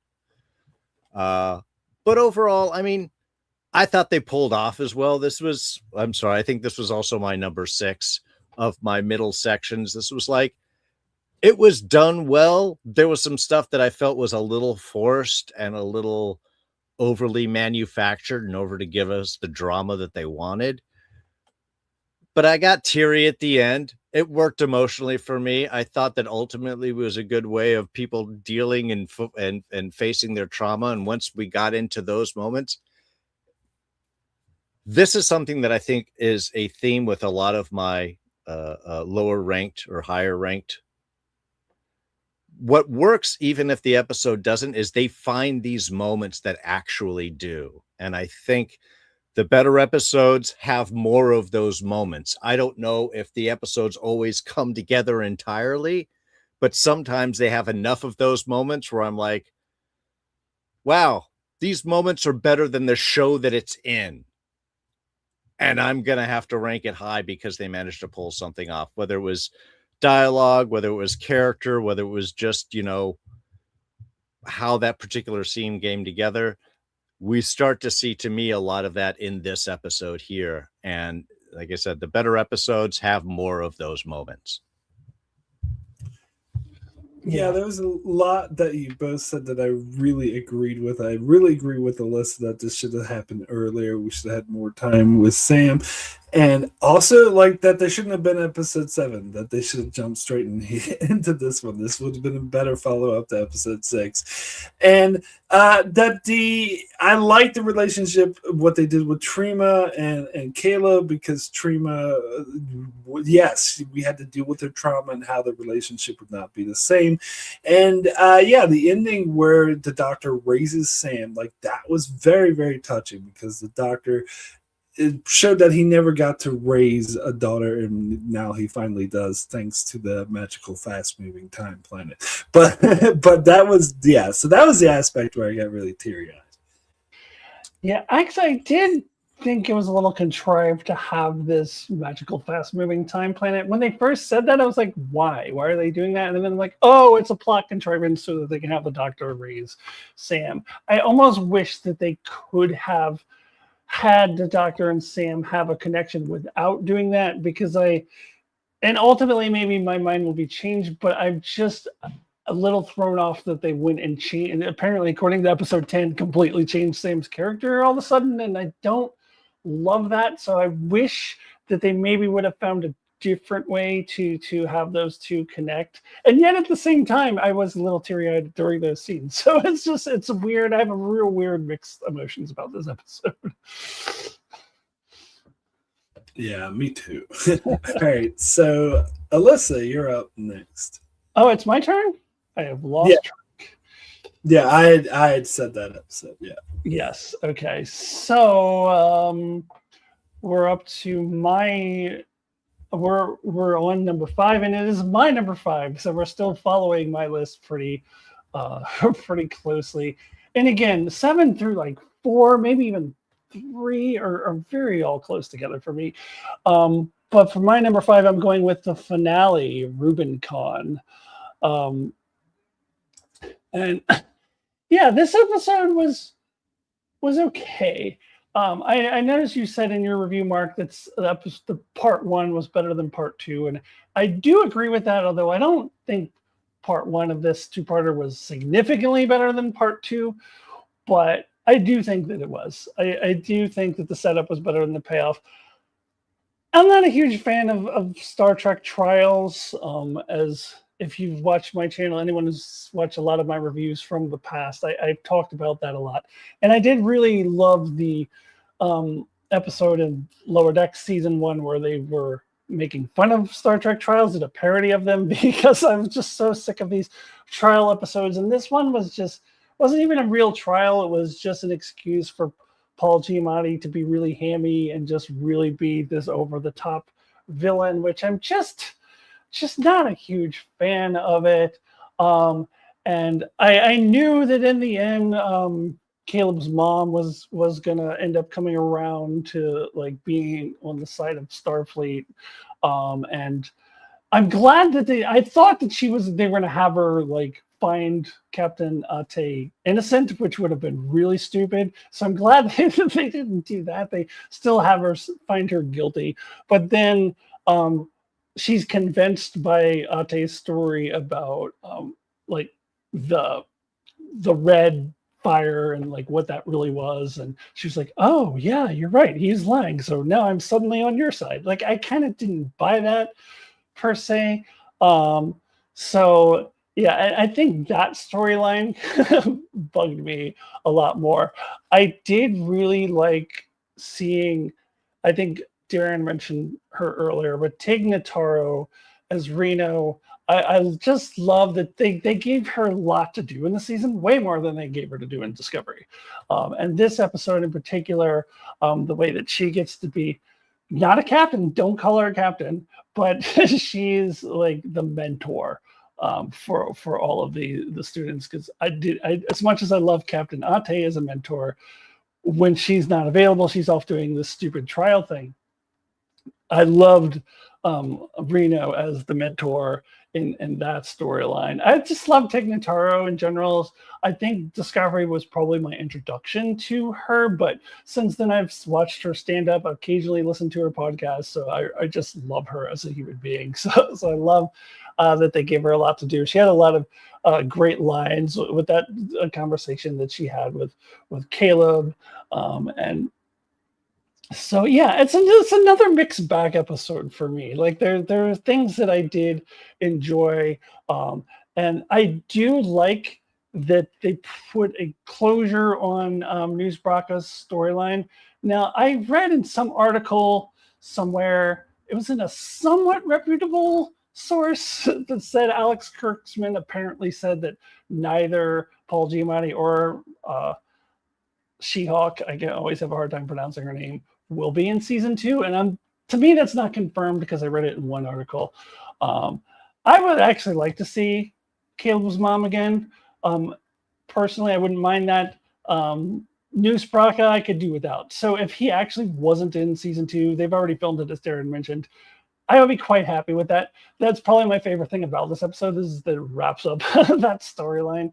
And it did give us some good closure for Caleb's storyline with his mom. I think Mark, you might have mentioned in one of your reviews you were worried it was going to spill over into season 2. I had that concern as well, so I liked that they wrapped that up.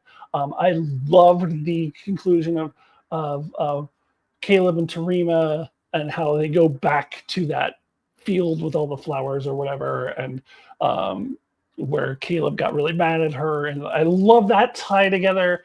How they wrap that up. So a lot of things that I really loved about this, the trial not being one of them.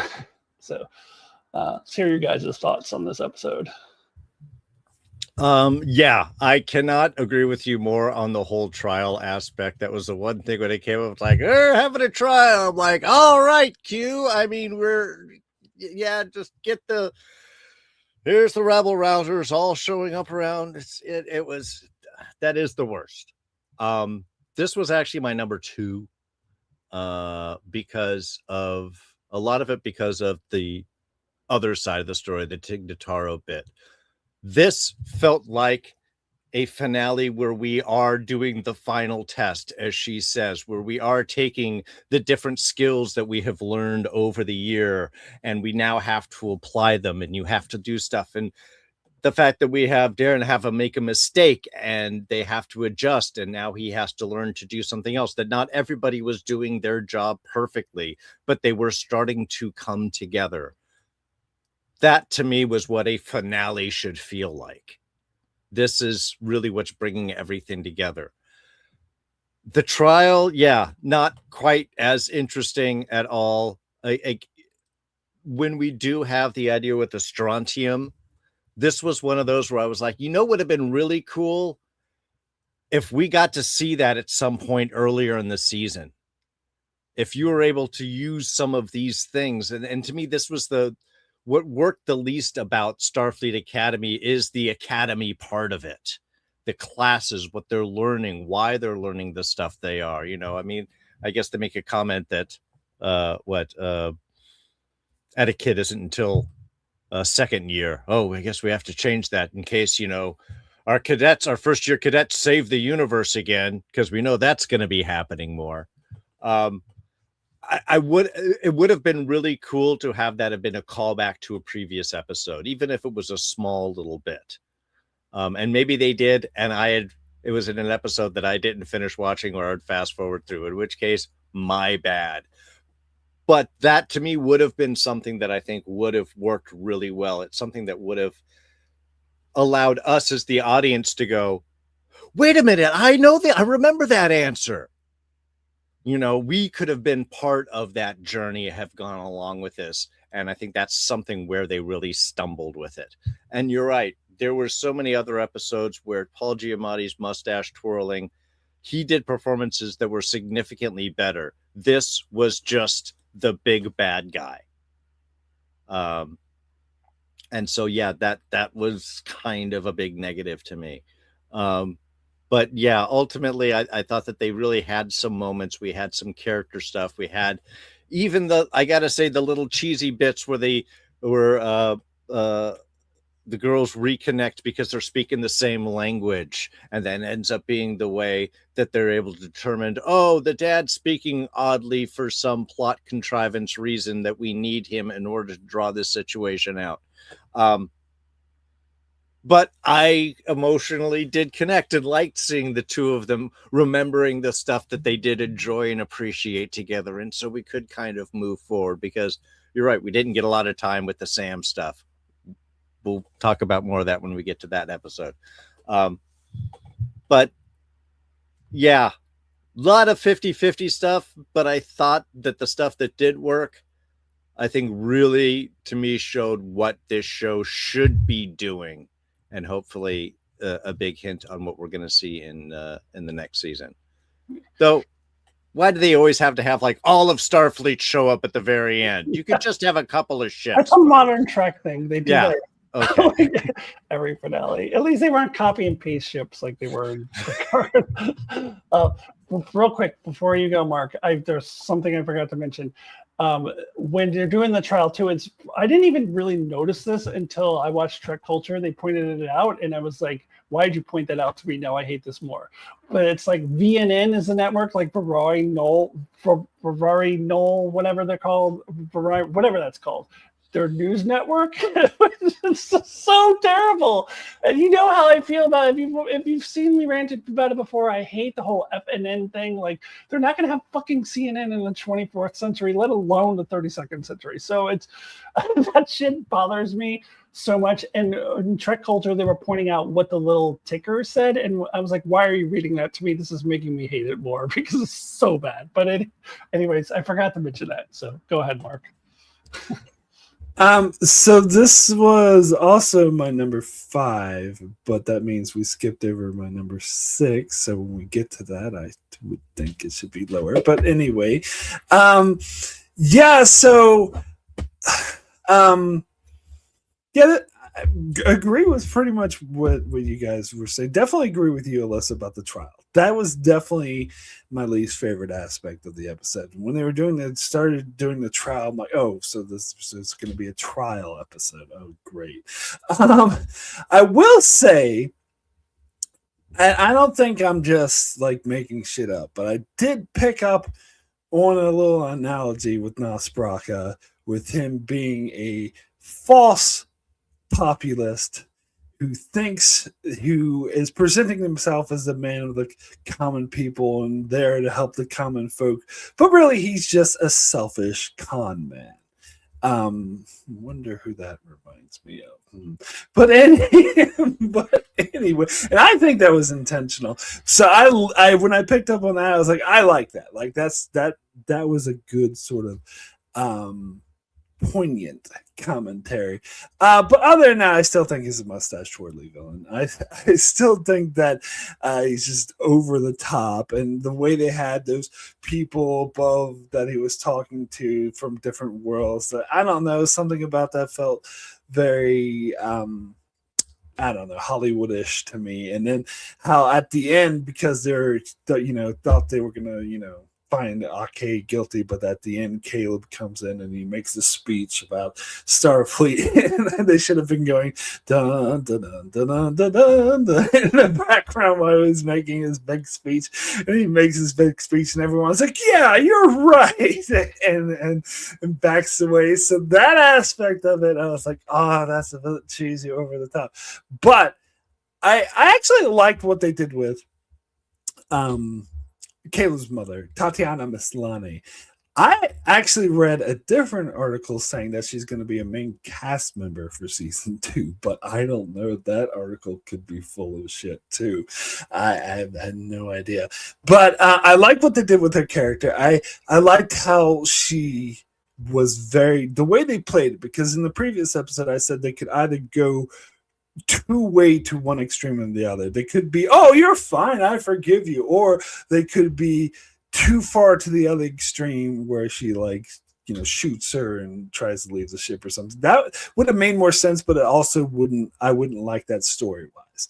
I think they hit the right down the middle of the way she reacted. She was very of course not happy with the resistance, and because she did ruin her life. And I think the way they resolved this episode, I agree with you, Alyssa, maybe happened a little bit too quickly, but I did like that they resolved it. As I said, like I was worried that she would end up leaving, getting lost, and then season 2 is going to be about Caleb trying to find her again. Like that would just stretch the storyline out, and I'm glad that it's done, it's over with, it's resolved. And I agree with everyone about Jet Reno in command. I think that was definitely my favorite aspect. I love how she was treating it like it was still just being very nonchalant and treating like they're in a classroom in the simulator. And it's like, no, but point for it, not that and in reality, the whole galaxy was at stake. That was a good little blend. And that pep talk she had to Caleb, that was cool. I feel like she wasn't this good of a teacher mentor until this episode. My theory is that this was meant to be the Laura Thought character, but the actress wasn't available. But I could be wrong about that, because it seems like they were building her up to be a bit more important in the show. But if that's the case, then I'm glad that was the case, because I think it's so much better with Jet Reno in this position. And that aspect of it I like, but this is a modern track problem. They always need to put the whole galaxy at risk, and especially in the show about Starfleet Academy. And this is where I actually kind of disagree with you, Darren, because the going to class, going to school aspect, I actually prefer that. I actually think they should focus more on that and stop doing galaxy ending space Oh, battles. I completely agree. That's what I'm saying is I wish we actually had more of the Academy so that these lessons felt like a culmination of what we had seen before, as opposed to just like the new stuff they used to solve the Star Trek problem of the week.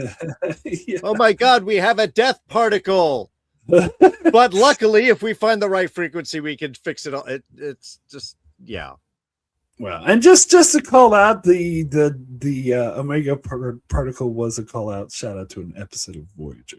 But anyway, it's Star Trek 16th anniversary. I am doing a whole thing with Omega particles right now, so it's still part of the lore. Can I just add one more thing that I forgot to mention? Because I do want to just mention in general, the humor of this show very often doesn't land with me. And like the Stephen Colbert lines, a lot of them I think are really dumb. But I was just thinking of a scene in this episode where they have Genesis have her big moment. They're playing the music. Dun, dun, dun, dun. She sits on the captain's chair and she goes, "I have to pee." And what that reminded me of was a lesser version of Night of the Seven Kingdoms when they went dun dun dun dun dun, dun and then a bunch of shit comes out of his butt. And I saw you guys having that discussion, and I was with Darrin and Dawn that I hated that scene. That's my least favorite scene of that season because that humor just doesn't work for me, and I don't need to see shit coming out of somebody's butt. Like I just don't need to see that. And here, at least we didn't see like she didn't like actively wet her pants or anything like that. So it was a toned down version of that, but it just didn't land for me. I thought that was really dumb, and I think I bring this up because there's a lot of moments like that throughout the season where they try humor and it just does not land for me. So I wanted to bring that up. Oh, so the Genesis thing saying "I gotta pee" didn't land for you? Yeah, that's what I'm saying. It reminded me of the Night of the Seven Kingdoms thing. It was just so dumb. They were setting her up like she's gonna say a big important thing, and then I have to pee. I thought that was so dumb. I just didn't like that. I actually liked it. I didn't think it was the funniest thing ever, but I liked it. But I'm with you about the Stephen Colbert. What is the deal with every time he brings up a Talaxian fur fly like that? The whole running joke was dumb, and it makes me wonder, like, what exactly is the situation with the Delta Quadrant? If there was a burn and they couldn't use warp drive, how did they have Delta Quadrant things? Were they like transported before the burn? Like, I don't really. Maybe there's some stable wormhole we don't know about. Yeah. For me, it was just about stop being sexy, kids. Remember venereal disease. Like each thing seemed to have brought up something like, oh, okay, well, that's odd for you to be announcing that over the whole college academy loudspeaker system. Okay. Are you condoning that as a school? Sorry. So let's go ahead and move on to our number 4, I believe, and Darrin, that will be you.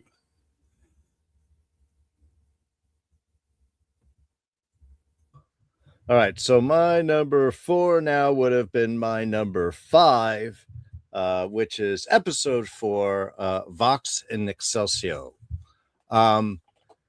This was what saved the show for me. This, even though I still had a little bit of problematic with the setup and some of the storyline, how it ended up coming together, how, our character found his voice, and was able to express himself. The fact that they were actually able to solve a problem because of this, that this did give them the insight to understand other cultures and understand what's important to them, and thus how you had to do.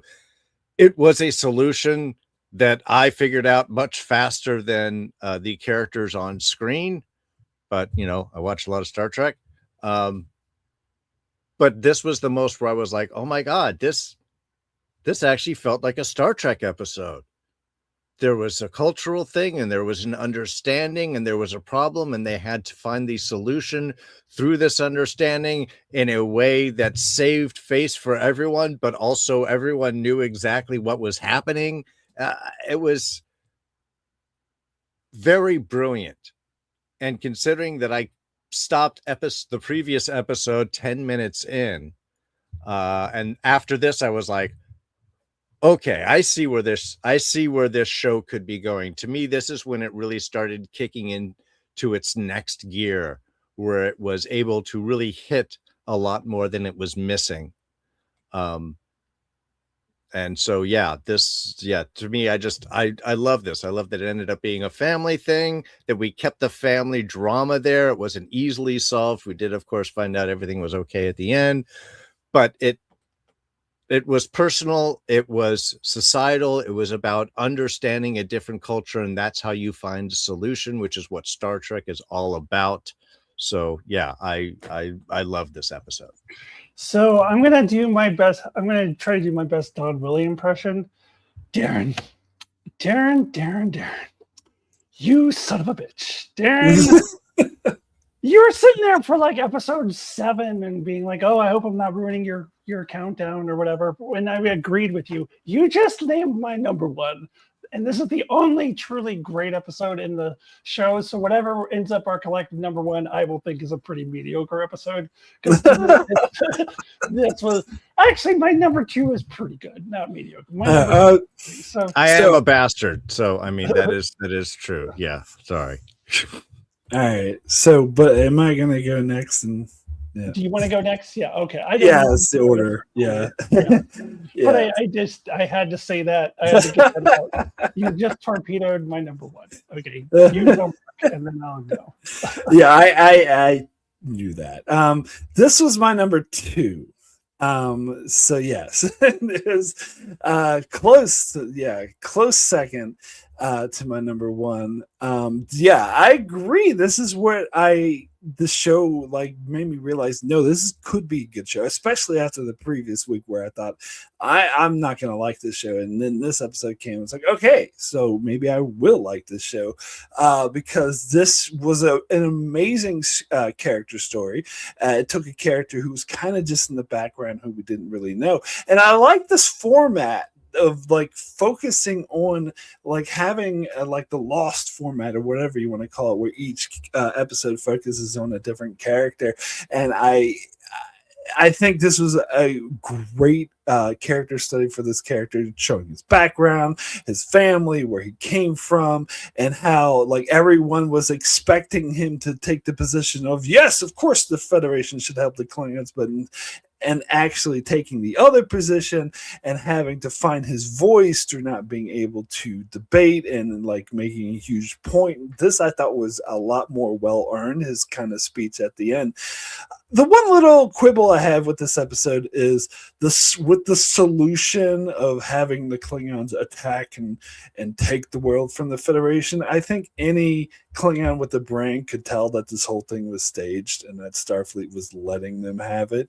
And when you're playing a game and someone's letting you win, that doesn't feel good, and that usually sucks. But other than that, I like the general message of respecting someone's culture and not trying to force aid on them and doing it that way. I thought was great. It was also a really good character relationship between Caleb and Jaden, and how the two of them like were at odds and kind of hating each other because Caleb was expecting Jaden to just go along with whatever he said. He was well intentioned, but didn't understand why Jaden was like fighting him so hard. But at the end, they sort of came to an understanding. So yeah, I thought this was definitely one of the best. I gave it a 9 out of 10.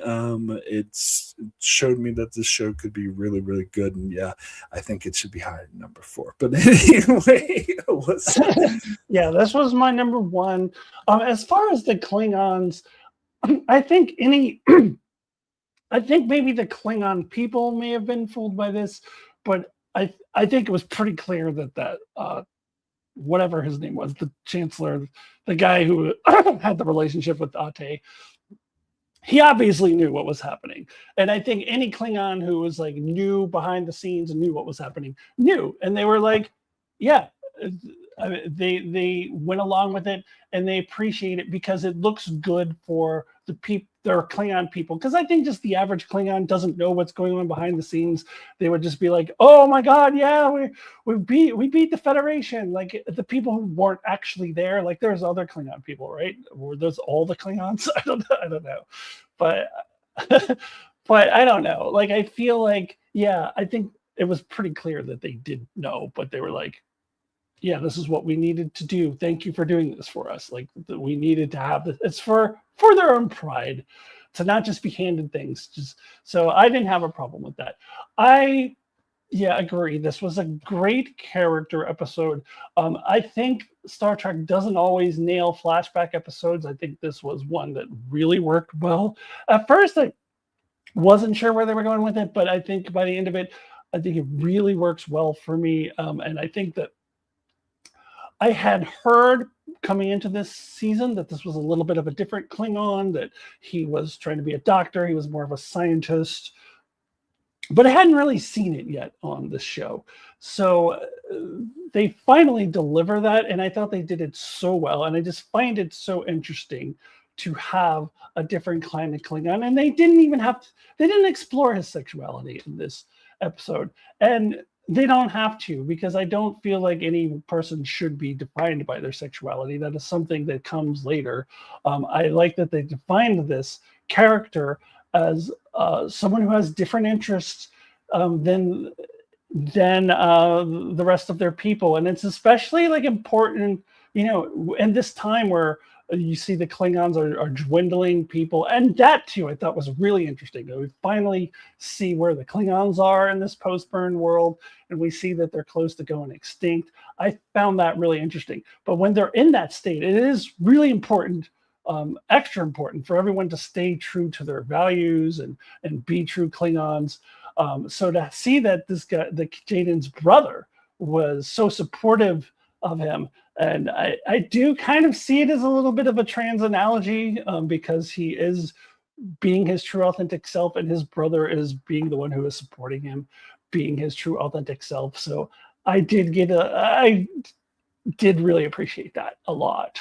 And yeah, like you said, Mark, the relationship between Jaden, the dynamic there between Jaden and Caleb, where I felt it was earned at the end when they were friends again. Like I felt like it was a natural thing of a friendship to go through this conflict and come out on the other side as a stronger friendship. I felt that was very earned. And just everything about this was just Star Trek. It was the first episode in this show where it was like, I'm watching Star Trek. Felt truly Star Trek to me. And I think it's the most Star Trek episode of the whole season. So no other episode that came after it was better than it for me. So I guess we're at number 4. You didn't torpedo my list that much. Yeah, man, usually I'm so much worse. So but it's the only one I really thought deserved to be number 1. So we're like yeah, I don't know. Anyways, we're moving on. Yeah, oh, go ahead, Darrin. I was just going to say, and I do have to admit that, its ranking might be colored by the immediate previous episode. So the fact that it was a salvation does not necessarily mean I was like, well, I feel better about this. And then I was probably paying more attention. So just, reasonings of why it might be ranked a little bit lower for me. Yeah, and I just want to reiterate, which I didn't mention, is another reason I love this episode is, like Alyssa said, the world building with the Klingons. Like, we didn't know where the Klingons were at in this timeline, and I think what they did was very interesting. It does seem like post Next Generation, they always want to make, the Klingons kind of, they made the Romulans die out in the 25th century. Now they're making the Klingons die out. But I liked it. I think it was well earned, and it's an interesting twist.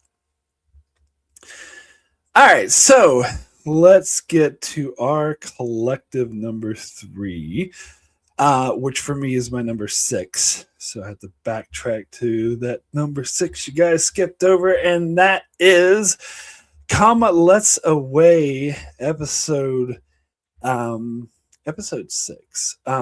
It was, I believe, I wouldn't be surprised you both had it higher than me because I think this episode's a bit overrated. It was okay, but to me, this was when we got in like the whole like storyline with Nosbraka and Ake and the battle of wits and we gotta go to him for help and him deceiving them. Like, I didn't think that worked at all. I thought that was very unearned. I wasn't interested in it. Like the twist ending where, this was just a distraction so it could steal all this stuff. Like, to me, that was, I don't know, it was like unearned stakes.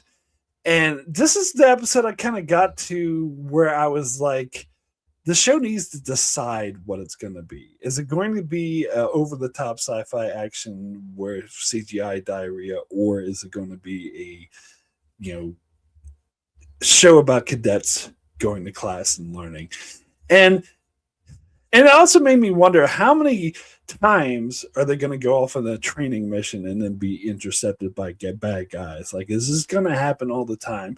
But so actually part of me wanted to put this even lower in my list, but the reason what held me back, and that's why I put it as high as number 6, was because there were great character moments, particularly with Trima and Caleb, the way they started the episode with them, and how Caleb was very defensive when Trima got too deep into his personal life, and he was rejecting of her because of that, and she took that the wrong way, as that made her feel like an outsider. Like, that's a dynamic and relationship I could really, really buy and agree with and think was done very well, and especially the ending where she used that connection and used her abilities to save the day, but in a way that was really damaging to her. And then I gotta admit, even though that one Vulcan guy at the war college, he was a two-dimensional character I didn't care about, they did make me care about his death in this episode.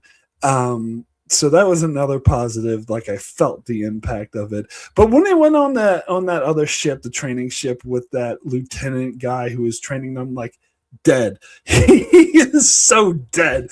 Like, as soon as they did.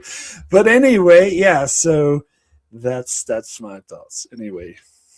Yeah, I thought somebody should have come and just put like an original series red shirt on him, because it was just like, it was super obvious. Do I get to go now? Is it my turn? Okay.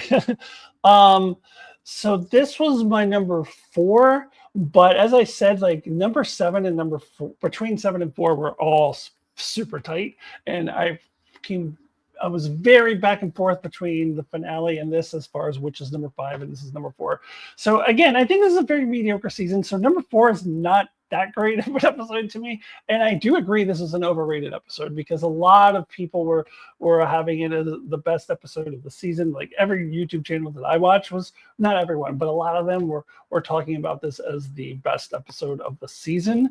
And in fact, one of the channels I watch was talking as if it's common knowledge that this is the best episode of the season, and I think I wrote a comment on that video. I was like, no, I don't think. I think this is overrated. So I don't think. I think my main issue, I do believe that as far as the News Baraka episodes, I think this was the most interesting, because I think at least they tried to pretend that maybe he was willing to work with Captain Ate, and maybe, I don't know, he was a little less over the top in parts of this episode than he is in episode 1 or episode 10, where in both of those, he's just completely over the top 100% of the time. My issue is that I don't particularly love when Star Trek has to always have the big adversary, the big villain, and have the big showdown between our hero character, in this case Captain Ate, and our main villain. And it's something that I talked about. I wrote a little post on Facebook when this episode came out, that I just feel like And it actually carries on from a video Mark and I did, which I think is only a patron-only video. No, you have to be a patron, so you got to sign up so you can watch it. But Mark and I did a video about First Contact, where we talked about the Star Trek films always have this obsession with having to have the one big bad. Ever since Wrath of Khan, which, to be fair, was a great film, but after Wrath of Khan, they were like, well, now we have to have every movie has to have the big bad, except for Star Trek 4 didn't really do that, and that's why I like Star Trek 4. So they had to do that. And then in modern Trek, you're seeing this pop up a lot in episodic form and serialized form. You have to have the one big bad of the season. And it's not that I hate it. It's just not why I watch Star Trek. Like, give me the good character story that we got in episode 4 1,000 times over. Oh, the big showdown between our hero and the villain. Like, that's fine. It's just not why I watch Star Trek. Like, it's not what appeals to me most. So that said, this there were a lot of positives in this episode too. I think this was the one where I did really start to appreciate Caleb and Karima's relationship, because it did feel like, oh, this is not just a silly teen drama thing. This is actually a complex human connection. And this was the first episode where we really get into that. So that aspect of it, I did think was really well done. I think we're getting into a little more of the character stories, a little more. So this ended up on the high end of my mediocre episodes, but I still think is kind of right in there in that mix as being pretty mediocre, and definitely agree that it was overrated. I don't see it as, like, people were talking about it like it was the greatest thing since sliced bread, and it's just probably personal preference. Like I said, this type of story is not why I watch Star Trek. I don't care about the showdown between the hero and the villain thing as much as other people seem to. That's exactly why I love this one. No, I'm kidding. This was my number 3, however. This was about where I felt the show really kind of shift into its next gear. I felt it was getting past the more WB storylines. Not entirely, as we find out with a couple of episodes. Was I think the episode right after this one. But I was surprised in a lot of things. I mean, it started out with the relationship stuff, which I was like, okay, whatever, this is where we are with this stage of this relationship. They've got to have the drama and the separation in with these characters again so they could do whatever, which kind of bummed me out. But I felt also they started overcoming a lot of their stuff. The fact that the stuff between the rivalry between the Academy and the War College ends in this episode. We've got to work together. When there's a real thing, we can actually throw our stuff aside and we can do it. And I was like, great. This is what I want to see more in Star Trek, not that competition bullshit. Look, Giamatti found a spot in this episode which totally worked.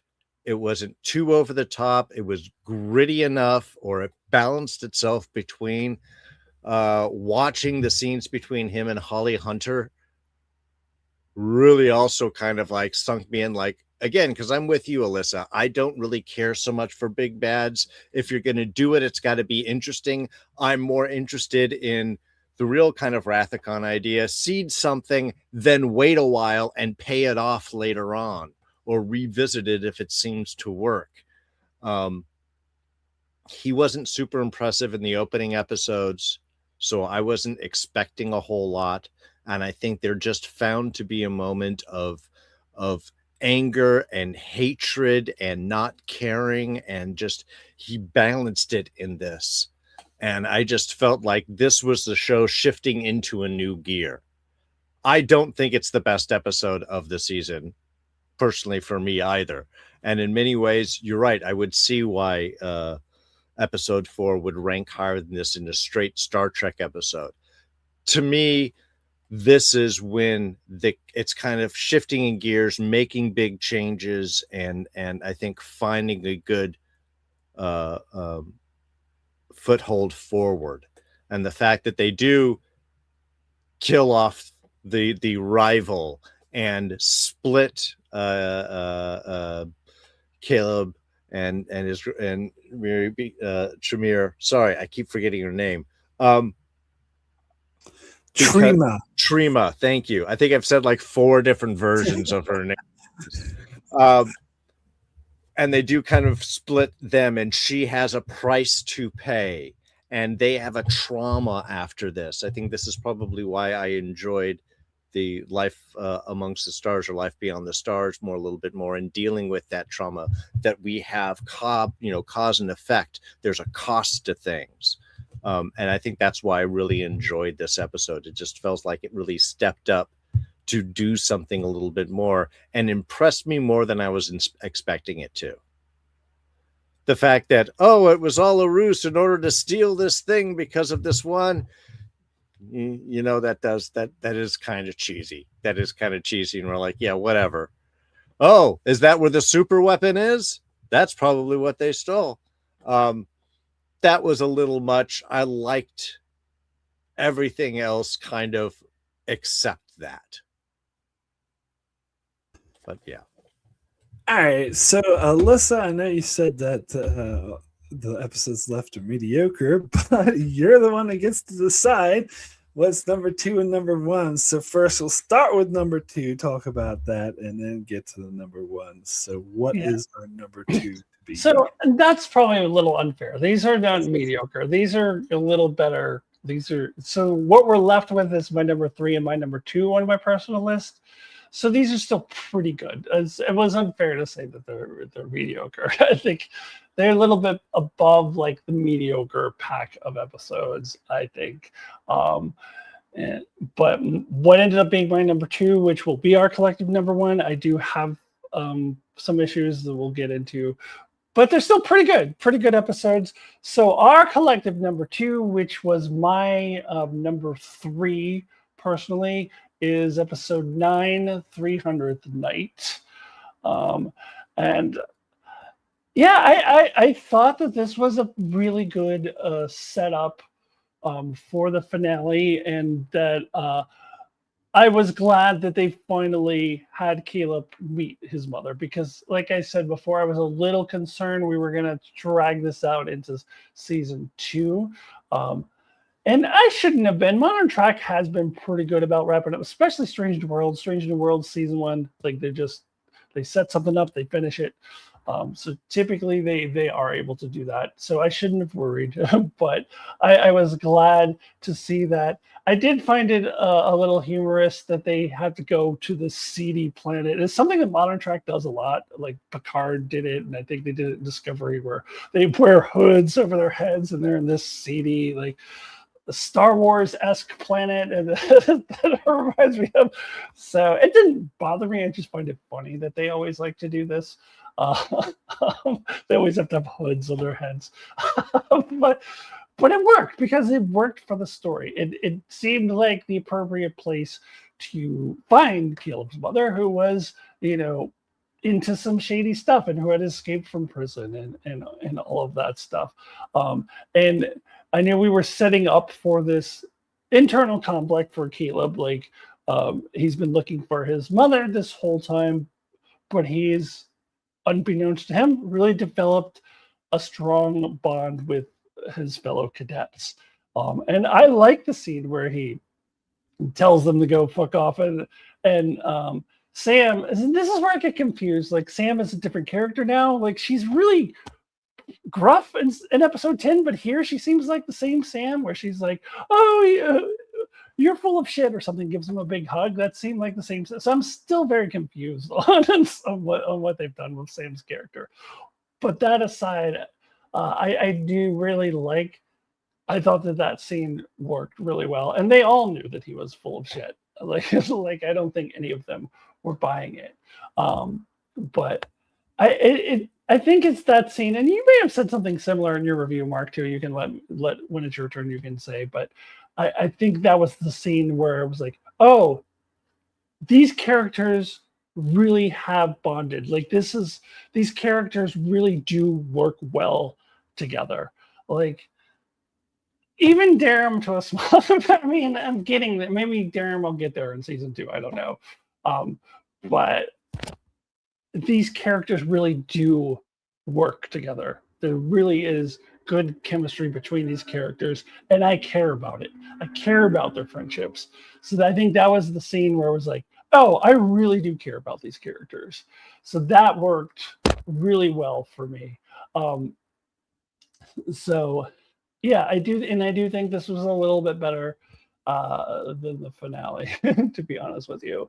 Maybe not as much better as Mark, maybe you thought, but I still think it was definitely a little bit better than the finale. If they could have just not done the stupid trial thing, I think it would have been a little better. But yeah, so yeah, this is not mediocre. This is pretty good. I think we're into pretty good episode territory. I did really like this one.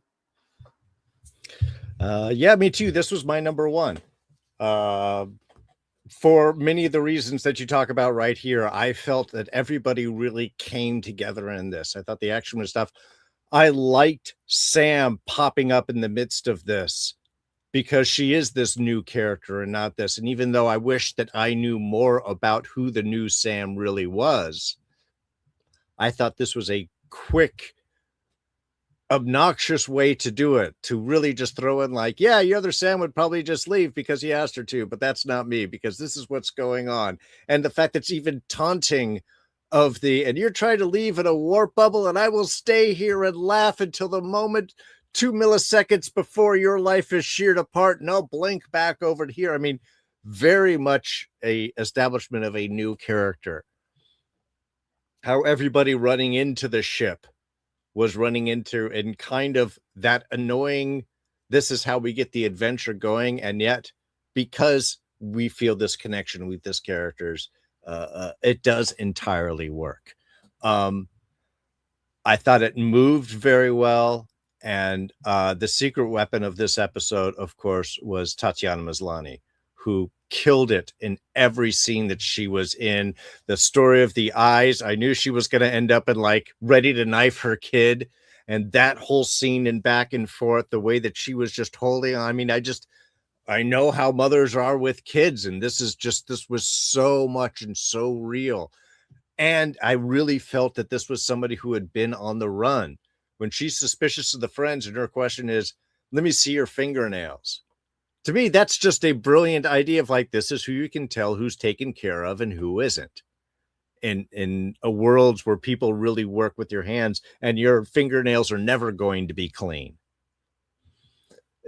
There were just all of these little moments that I thought just really worked so well with character. And I think this was the one where Jonathan Frakes came in and directed as well. And it felt very Star Trek. To me, this is where everything just kind of clicked. And why there were, again, great moments in the finale with the team coming together and the teachable lessons and all of that. The trial was kind of samey, and some of the dialogue and problem was kind of samey. And, oh, we just got to take this new chemical and switch it all up and everything will be fine. Kind of Star Trek solution. Here as a real setup was great. And the fact that they kept we've been betrayed, and Caleb's mom steps in to try and save the kids, and Caleb steps in to try and save, even though he could have walked away or they could have, that they're really showing the who they are, which is reflected on more in the finale as well. To me, just really worked. This was adventure Star Trek finale, setting up for the finale in a beautiful way that a good Star Trek series does. And I felt that was all right here. The fact that we also have this continuing storyline, I think also rates it a little bit higher for me than the one-off, because I was really into this story at that point. Yeah, well, I agree with pretty much what you both said. I think that this was a huge payoff for the whole season. Although the Sam thing did kind of irritate me. We needed an episode, the buffer between the last one and this one, to really explain the character. But other than that, like I think it definitely paid off. A lot of the character stories going on, particularly with Caleb. And again, as I was saying, I love how they actually got Caleb to meet her mother, and they didn't drag out the storyline too long. I thought they would, so I was actually happy when they did that. And Darrin, you mentioned Jonathan Frakes directed this, and that's something that I actually really noticed, that this felt like cinematography and lighting and stuff's usually not something I'm that concerned about. I'm more concerned about writing, but sometimes I can really notice it, like with Jonathan Frakes. It's like it's shot the way classic Star Trek is shot, and in a way that accentuates the characters. And I'm going to backtrack and talk about the finale a little bit, because one thing I noticed is like the scene between Caleb and Trima when they're talking, the camera is like weaving back and forth and going all around. And it's like, just fucking put that thing still. And that was also a problem with Discovery. They think that something always needs to be in motion, but like Legacy Track knew, lock that fucking shit down. Focus on what's going on. Don't try to distract people with cool cinematography. And I think I mentioned before that when you notice cinematography is a problem, and I think I didn't explain that well enough, because you can notice cinematography in a good way. Like there's some good shows and shots where the cinematography enhances the story, but there's other times, like to me, that's not really. I kind of just notice it in the back of my mind when it works that way. When I really notice it in the front of my mind is when it's distracting and when it gets in the way of the storyline, and you're just like, just lock the fucking camera down. But sorry, I had to go on that rant. Yeah, so this was well shot, well directed. I completely agree with Darrin said about Tatiana Maslany. She's fucking amazing actress. She's really good. I do hope we see more of her in season 2, just because of that. And I like how she was willing to, even though she was suspicious of Caleb's friends, she was willing to go back and help save them, just because that's what he wanted to do, and she wanted to, protect her son in that way. And yes, the whole being split of loyalties, but ultimately wanting to be back with his mother, but purposely shoving his friends away because he knew that's what he wanted to do. He didn't really mean the things he said. He was just purposely trying to get them to leave. I heard someone, I think it was Trek Culture, complained, "Oh, that's cliche." I don't give a shit. I don't think it's cliche. I think it was well earned. I think it was the way that it worked for the characters, made a lot of sense. And I love how they subverted it, where he turns to Sam and is like, "And Sam," and she just hugs him because she knows exactly what he's doing. And then in the next episode, Genesis kind of still holds it against him, but then he makes the lovely speech, and she realizes, oh, he actually likes it. But I do. So, yeah, I think this is definitely the stronger, if you consider this a two-parter, this is Star Trek was staying in the tradition of the part 1 being better than part 2. So yeah.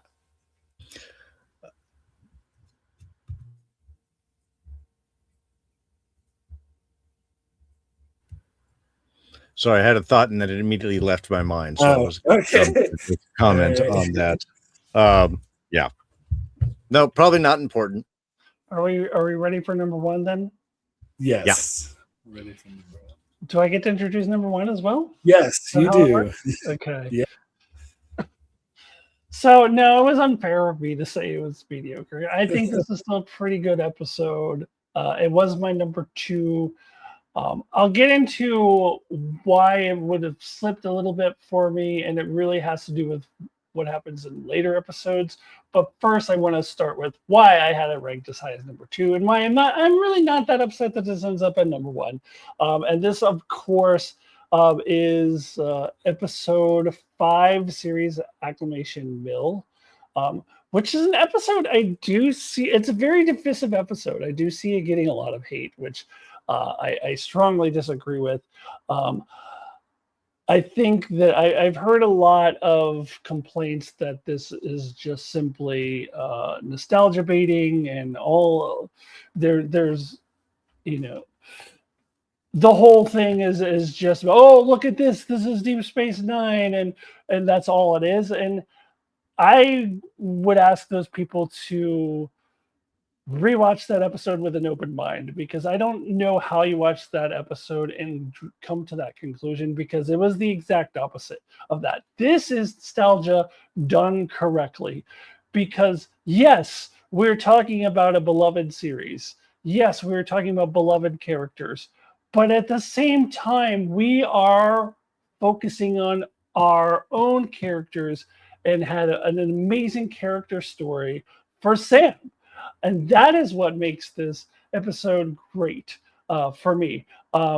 Did I think it was a bit hokey that Tawny Newsome ended up being a Dax? A little, but it doesn't.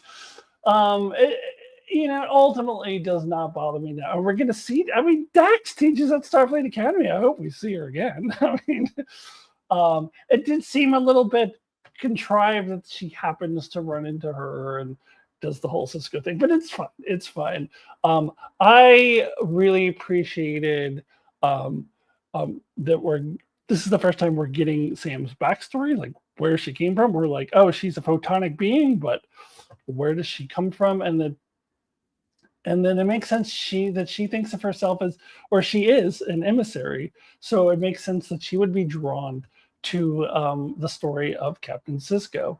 And I mean, let's just face it. Overall, in Modern Trek, we did get a great episode in Lower Decks, which personally I like a little bit better. I think the Lower Decks Deep Space Nine episode was a little bit better than this one. But Deep Space Nine overall doesn't get a lot of love. And then we introduced the changelings in Picard season 3, and then they become an afterthought, which was really kind of annoyed me. It's just about the Borg again. If it had ended up being about the changelings at the end, that would have been better. But Deep Space Nine doesn't get a lot of love in Modern Trek. So to do it in this way, which also introduces a great character to us in Sam and gives us a very strong character arc for our new character, was perfect. And then Cyril Lofton is the icing on the cake. I mean, it was. I loved seeing him again. I love seeing like kind of what the real version of adult Jake was, because we saw kind of the Tony Todd alternate version in The Visitor. And this is like Cyril Lofton getting to be Jake the writer as an adult in the actual timeline. And the way that he interacted with Sam. I was a little confused about how he was interacting with Sam at the end, like what he was exactly. Was he in her head? Was he an interactive hologram? Was he a spirit? I was a little confused on that, but ultimately didn't care.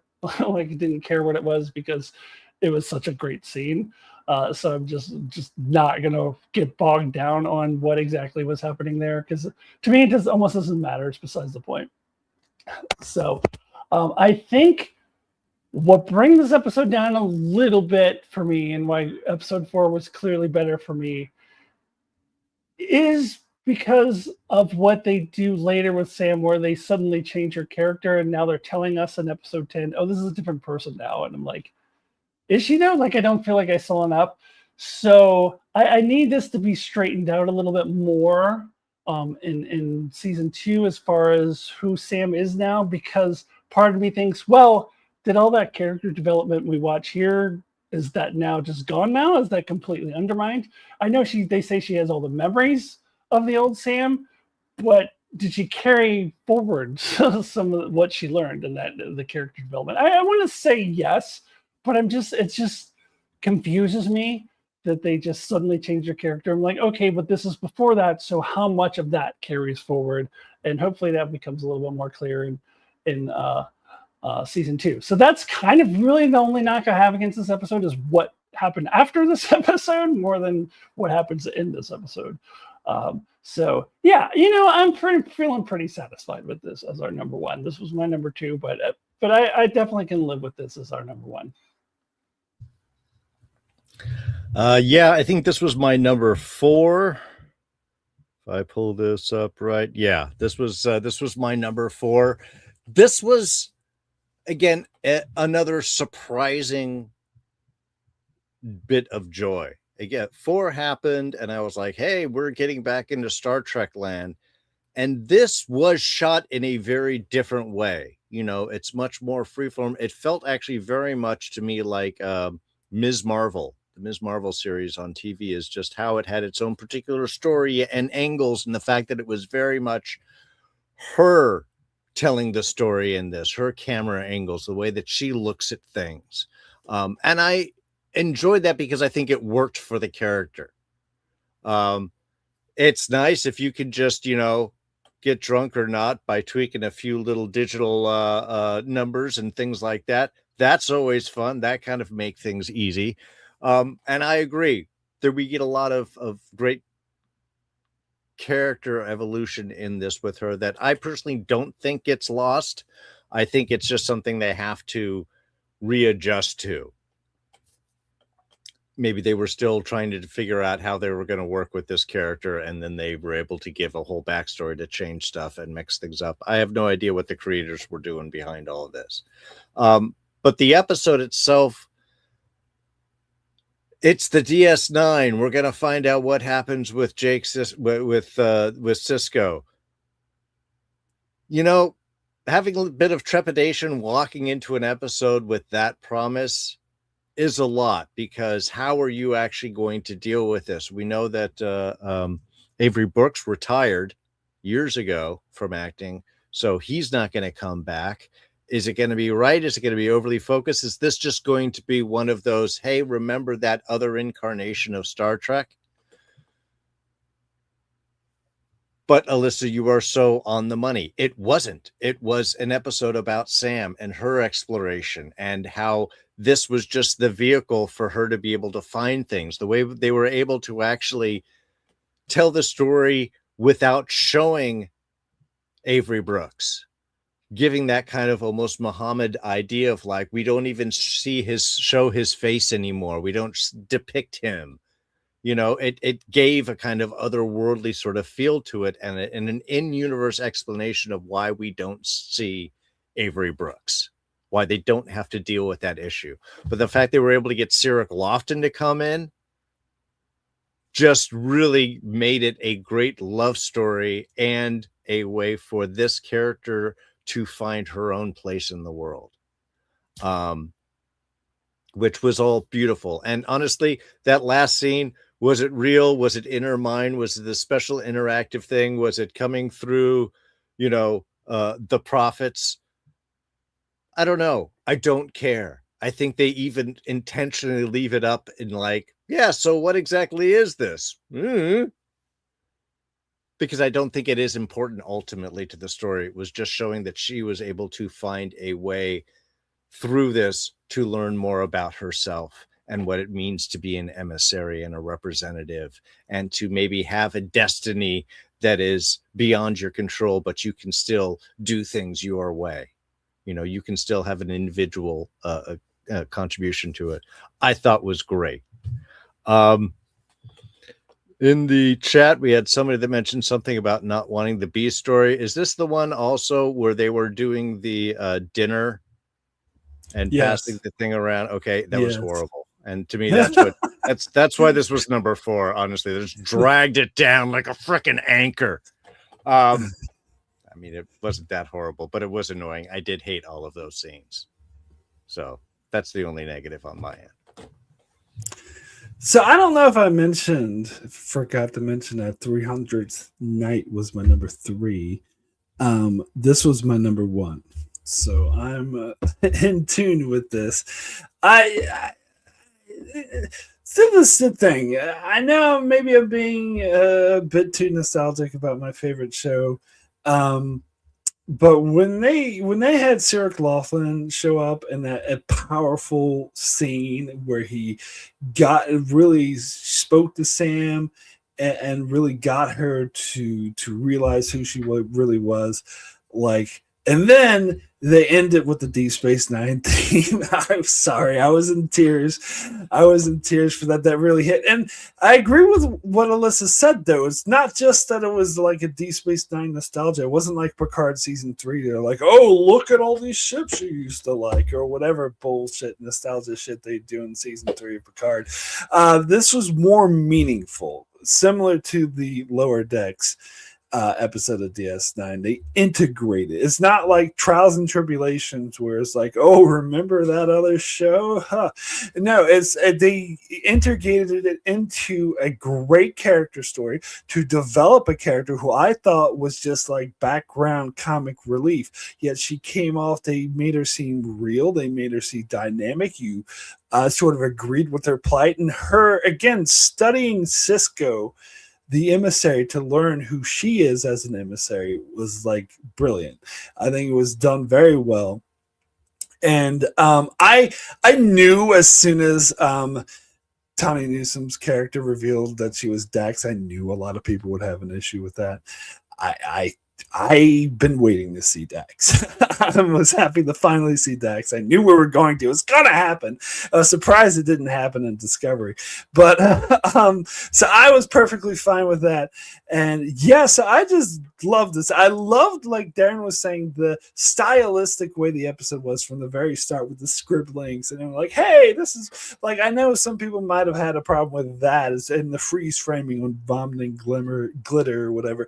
Like, I knew, again, some people would have an issue with that, but I like that because it puts you in her mindset.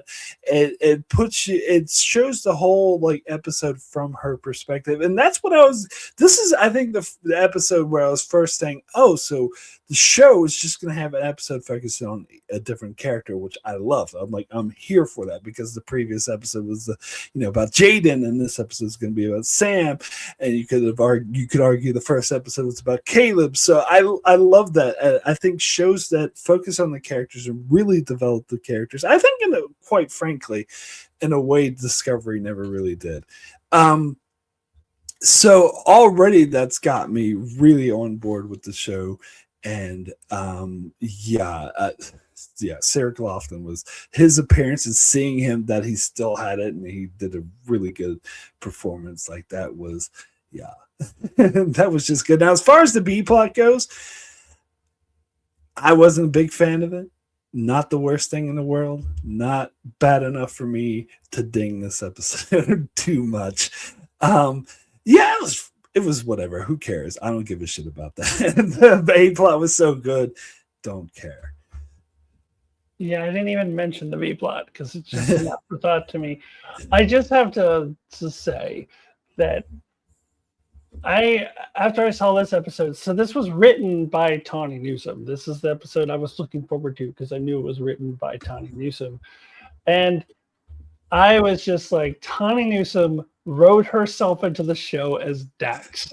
Like, that's gotta be her lifelong dream come true. Well, I'm writing an episode. I'm gonna make myself Dax. Like, I love that for her. I love that she got to do that. I thought that was so great. No, that is totally baller right there. That's like, okay. Yeah. All right, so I guess that about wraps her all up, as they say. So to recap our collective top 10 for season 1 of Starfleet Academy, number 10 is Vitus. Was it? I said Vitus Relax. That's not what it is. It's Vitus Relux or something. Reflux. There we go. Like, I think that was reflux. Yeah. No, I think that was the striking of my spell checker. Anyway, yes, Vitus Reflux. Number 9 is Kids These Days. Number 8 is Beta Test. 7, Cozine. 6, The Life of the Stars. 5, Reuben Khan. 4, Vox in Excelsior. 3, Come Let's Away. And 2, 300th Night in the number 1 series acclamation. So any final thoughts on the season as a whole, or a list or anything Well, at least one of us got our number one. Yeah, that's true. Mine got torpedoed by Darrin. Yes, of course. Well, I mean, that is. Look, I was apologizing at first, and Mark's like, "No, that's what this is all about, torpedoing someone." This is how You're Mark did his apologizing for company. the wrong eepisode. Like, oh, I'm sorry if I'm ruining episode 7. Like, we all agree with you on episode 7. It's just like Darrin. Yes. No, I'm actually looking forward to season 2, which I would not have thought about from the beginning of this. As I said, I think it has some issues, but I think a lot of shows have problems with season 1 and finding their footing and what's working and what doesn't work. I'm very curious to see where this is going to go. I know at least we will have a couple years of Trek before we find out what the next what the new owners of Paramount are going to do with the series. So I think at the very least we're going to have some good transition. And like I said, I'm glad where they got with this show. So I'm much more excited to see what they're going to do next with a little bit of experience under their belt. Yeah, I'm genuinely excited for season 2 as well. And on my Facebook feed, like I get recommended a bunch of like groups that I'm not a part of, but there's a lot of like Star Trek groups that'll pop up in my feed and Starfleet Academy particular groups.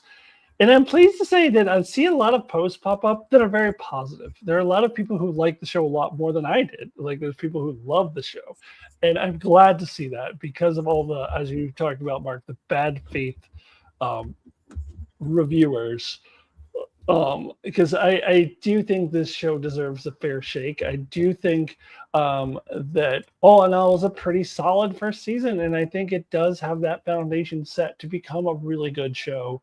I do really, really hope in the new world order of Paramount that we can somehow get this show to finish its 4-season arc that it's planned, because I really think that it has the potential to be a really good show by the end of it if it gets its 4. And I do expect season 2 should be a little bit better too. And I'm genuinely looking forward to season 2. And I hope that they do bog down on those character episodes that you were talking about, Mark. That is something that the old Trek did a lot. Next Generation and Voyager. Well, Voyager became the Doctor in the 7 and 9 show toward the end, but before that, before season 6. Before season 6. But Deep Space Nine and Next Generation certainly would focus on one character. You'd have your Worf episode. You would have your Picard episode, and unfortunately your Troy episodes occasionally. And it's not Troy's fault. It's just she was poorly written and her episodes were poorly written. But anyways, except for a couple of them, Face of the Enemy. Anyways, I digress. I do like that, and I do hope that they do that a little bit more in season 2. Yeah, and I wanted to backtrack a bit because there was something else I remembered I wanted to say about Series Acclamation Mill, and that's the whole thing about some people were complaining that, oh, well, this ruins Sisko's storyline because it proves that he never came back, and Avery Brooks said that he wanted him to come back. That's why he made Ira Stephen Bear put in the line about, oh, maybe I will return. It will be a year from now or maybe whatever. But here's what I'd say to that. They didn't actually confirm that because they didn't say what happened to him. As far as we know, like the history books don't know. So as far as we know, he did come back. It's just he wasn't aware of it. I was actually thinking that maybe Jake actually turned into a prophet as well and also went into the war. Like that could have been the case as well. Like we still don't know. It's still up to the imagination. I think so. I disagree with that criticism. And also, I mentioned the Sarah Claughlin, I mentioned the DS9 music. I forgot to mention the Avery Brooks quote. That on top of that was also apparently that was from something non-Star Trek that he did earlier, but still it was like used very well. But anyway. It's a book of poetry that he did, of written word poetry. He did an audio book of it, and so they took a section from that. Yeah. Right. With his permission. Yes. Oh, no, they said that like before they made this episode, they went to him and asked for his permission. Like, can we do this? And I've got to agree with you. To me, that was the great thing about this episode is it didn't answer the question of what happened to Sisko, because that was ultimately not really what this was about. It was about Sam's journey, not Yes. not the Siskos. I mean, I don't think they ever will, but if they wanted to go back and show that in the 24th or 25th century, Sisko comes back and just nobody knows about it and it's not in the history books, I don't see why they couldn't do that. Like, yeah. Absolutely. 100%. Before we wrap up, actually, I am kind of curious, since we do have a new creator, new gods behind Paramount that will be determining the future direction of Star Trek. Where do you guys think they should do their show in the timeline? Amongst the timeline, a reboot? Should they go all the way back to the Kirk era and like restart things? Where would you want a show to be? Or when? So what do you mean by do their show? Are you assuming that Alex Kurtzman's going to get fired and they're going to bring in someone else? I'm going to make the assumption that Alex Kurtzman will not have his term renewed, and the new creators will want a new iteration of Star Trek to come out, move past the quote unquote modern Trek era. Well, there's still speculation. We still don't know that will happen. Apparently, Alex Kurtzman gave an interview where he thought he said, "I think things are looking hopeful, but that doesn't actually mean anything." So I would like to see Starfleet Academy finished, as Alyssa was saying. I'd like to see it up to season 4. And as far as I think it's just too early to speculate on what they should do. I heard a rumor about. And this was coming from, again, a bad faith actor, so I take no validity in this rumor, but knowing how asshole-ish the people who took over Paramount are, I don't know if I could really discount it either, but I'm sure it just came out of thin air, his wishful thinking of hating Alex Kurtzman. But the rumor was they would get rid of Alex Kurtzman, bring in a new team, and wipe clean all of modern Trek from canon. And I think that would be fucking stupid. I really hope that they don't do that. But other than that, like, I think it's too early to speculate on what another show could be like. I don't mind if it's someone other than Alex Kurtzman, but you have to continue. Like, this is canon. Like, if they wipe clean the last, what is it? It'll be over 10 years by the time we're done. Because Discovery started in 2017. If you're going to wipe out 10 years of Star Trek canon, fuck you, I'm not watching your show. Sure. Like, I'm done with Star Trek. I mean, I'm certainly not the canon. They cannot wipe out this canon. I am not meaning to imply any of that either. I think a new Star Trek series and world and exploration can happen within the timeline. The thing about this leap forward in time is it's a leap forward in time.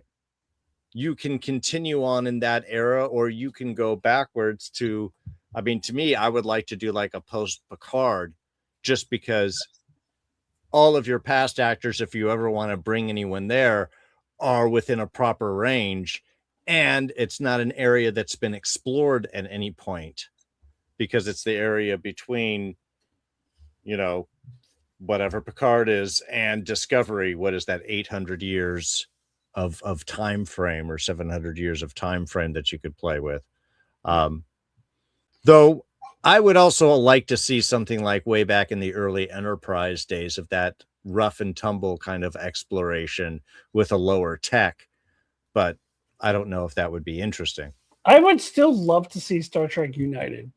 Yes. I would really be interested in that. I don't think it's going to happen, but Star Trek United is this idea that was one of the writers from Enterprise, I think. I'm blanking on his name too. Yeah.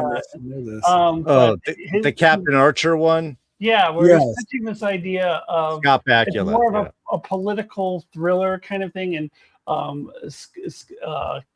Archer is now the president of the Federation, and this is based off of. I think it's the guy who wrote the In the Mirror Darkly episode. Yeah, we're thinking of the writer. Yeah, yeah.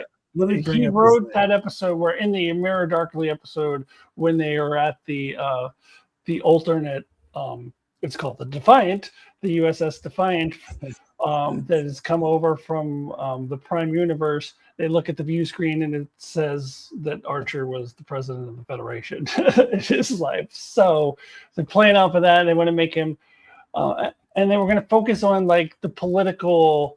I don't know the what's happening in the political world of the Federation, early Federation. I find that really interesting to see like the early part of the Federation, and he pitched this idea that Archer would have, I think, 3 or 4 different children who are now adults. I forget how many, but we're going to follow each of them, and they're each going to show us a different aspect. So it's going to be kind of like a what would be a show like that? Like a Game of Thrones where we're following different characters and different storylines, and then it's all going to tie together. And all of that sounded really interesting. I don't know that we'll ever get this show. I'd be totally down with that. I would love to see this show.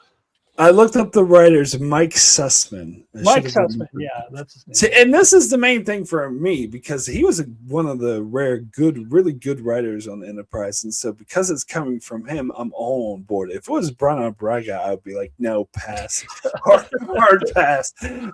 But or Rick Berman, God forbid, God damn it. But yeah, so yeah, but because it's him, like I think, yeah, he said it would be like Andor. Yeah, he was like into like the Star Trek Andor, Star Trek equivalent up to Andor. I mean, I would totally be down for that. That would be awesome to see. So and Norman also mentions Legacy and Lower Decks movies. I would love Lower Deck movies, like Paramount Plus movies, obviously. But that would be amazing. But Legacy, I'm starting to sour on. Because the more time passes, the more I don't like Picard season 3, and I don't like Terry Metalis. So I think they just need to step away from the whole Picard thing. Yeah, I wouldn't mind seeing something in that lost era between TOS and TNG, because the only thing we've ever gotten in that era is fucking thing that Star Trek's ever done. Would just be the Section 31 film falls in that era, and it's like they need to cleanse the palate. They need to do something good with that era. I don't know what you're talking about. I don't think that exists. I think you guys like ate something weird, and no, that's And I wish what you were saying was true. I really do. I wish that was true. Yeah, I had to pull out of that one, man. I had to pull out of that one real quick. That hurts. I mean, I think that I would rather watch Star Trek the animated series than that section. I'd rather watch Star Trek the animated series on repeat 5 times in a row than watch the Section 31. Maybe the only thing I wouldn't rather watch in this is the very, very short treks. Oh, for me, I was going to say Picard season 2. Picard season 2 as well. Yeah. They're kind of on par. Yeah. But it's funny because I saw this meme that had like from the Enterprise episode with the Andorians and the Tellarites shaking hands, and it said like on one side it was like old Trek fans, new Trek fans, and then shaking hands. Section 31 is terrible. It's something we can all agree on. Yeah. But yeah, all right, cool. So yeah, I mean. I heard a rumor, or not a rumor, but something they're interviewing the runners of the new Paramount or whatever, and they were saying something along the lines like they want to focus on the movies and they want the movies to connect with the TV shows, kind of like Marvel did. And I was like, no, because then the shows might seem like crappy movies, or maybe it would be more like. I don't know. They would be locked into one time period. Then I wouldn't like that. But I like the way Kurtzman did like variety of different genres and different time periods. Not all of them worked, but I like the idea of that. Yeah. All right. Yeah. All right. We're getting close So- to 3 hours. I think it's time Yeah. to wrap this thing up. It is, yes. So yeah, thanks so much for everyone for watching our live stream. And yeah, definitely thank Alyssa and Darrin for coming. And if you want to just talk about whatever what you'll be up to, Darrin, we'll start with you. Yeah. Daredevil Born Again Season 2 starts next week. So we'll be doing that on my channel, D's Reviews, at 6 p.m. on Thursdays. Rob Stone from Smirking Gun will be joining me, and then we'll also have Don Willie popping in, and this guy might jump in for an episode or two as well. So yeah, I'm excited to see what the season. I liked where they were going with. I'm hoping that this pays off in a way. I didn't really like the music in the preview and everything, but I'm holding fast and hoping that this is going to be a good return to some classic Daredevil storytelling. So we'll find out next week. Oh shit, is it next week? Oh good. Yeah. March is going quick. We're distracted because of all the explosions and the news. That's all I'm doing. Yeah, well, I'm not doing anything except for showing up on this channel every once in a while. We've got our What Is Going On With podcast that I'm doing with Mark, which we're going to record later this week. So Mark can tell you when that will be out. I'm not sure when it will be out, but A day or so, so maybe Friday. yeah. So yeah, I'm doing that. I'm popping in here every once in a while. Otherwise, Alyssa Jean's Reviews is still online. You can still watch some of my old stuff, but I'm no longer active on it. But I did a bunch of Star Trek stuff in the past. So you're free to go check that out if you haven't yet. Otherwise, I'll see you right here on this channel every once in a while. Cool. And if you're finding me for the first time, my name is Mark. Channel is Enchantment of Eternity. I am made the dumbass decision to review every single episode of the Star Trek franchise. Currently, in between season 3 and 4 of Voyager and season 5 and 6 of DS9, about to start those seasons, which are, I think, one of the best years of Star Trek. Season 6 DS9, Voyager season 4, like 2 amazing seasons. So I'm looking forward to that. So yeah, so that's what I'll be covering, and yeah, random live streams and stuff like this. The podcast that Alyssa mentioned is more political, but you can find that on my channel as well. And yeah, so that's what I got coming up. So yeah, check me out, subscribe, check out Darrin. Thanks so much for joining, and we will see you next time.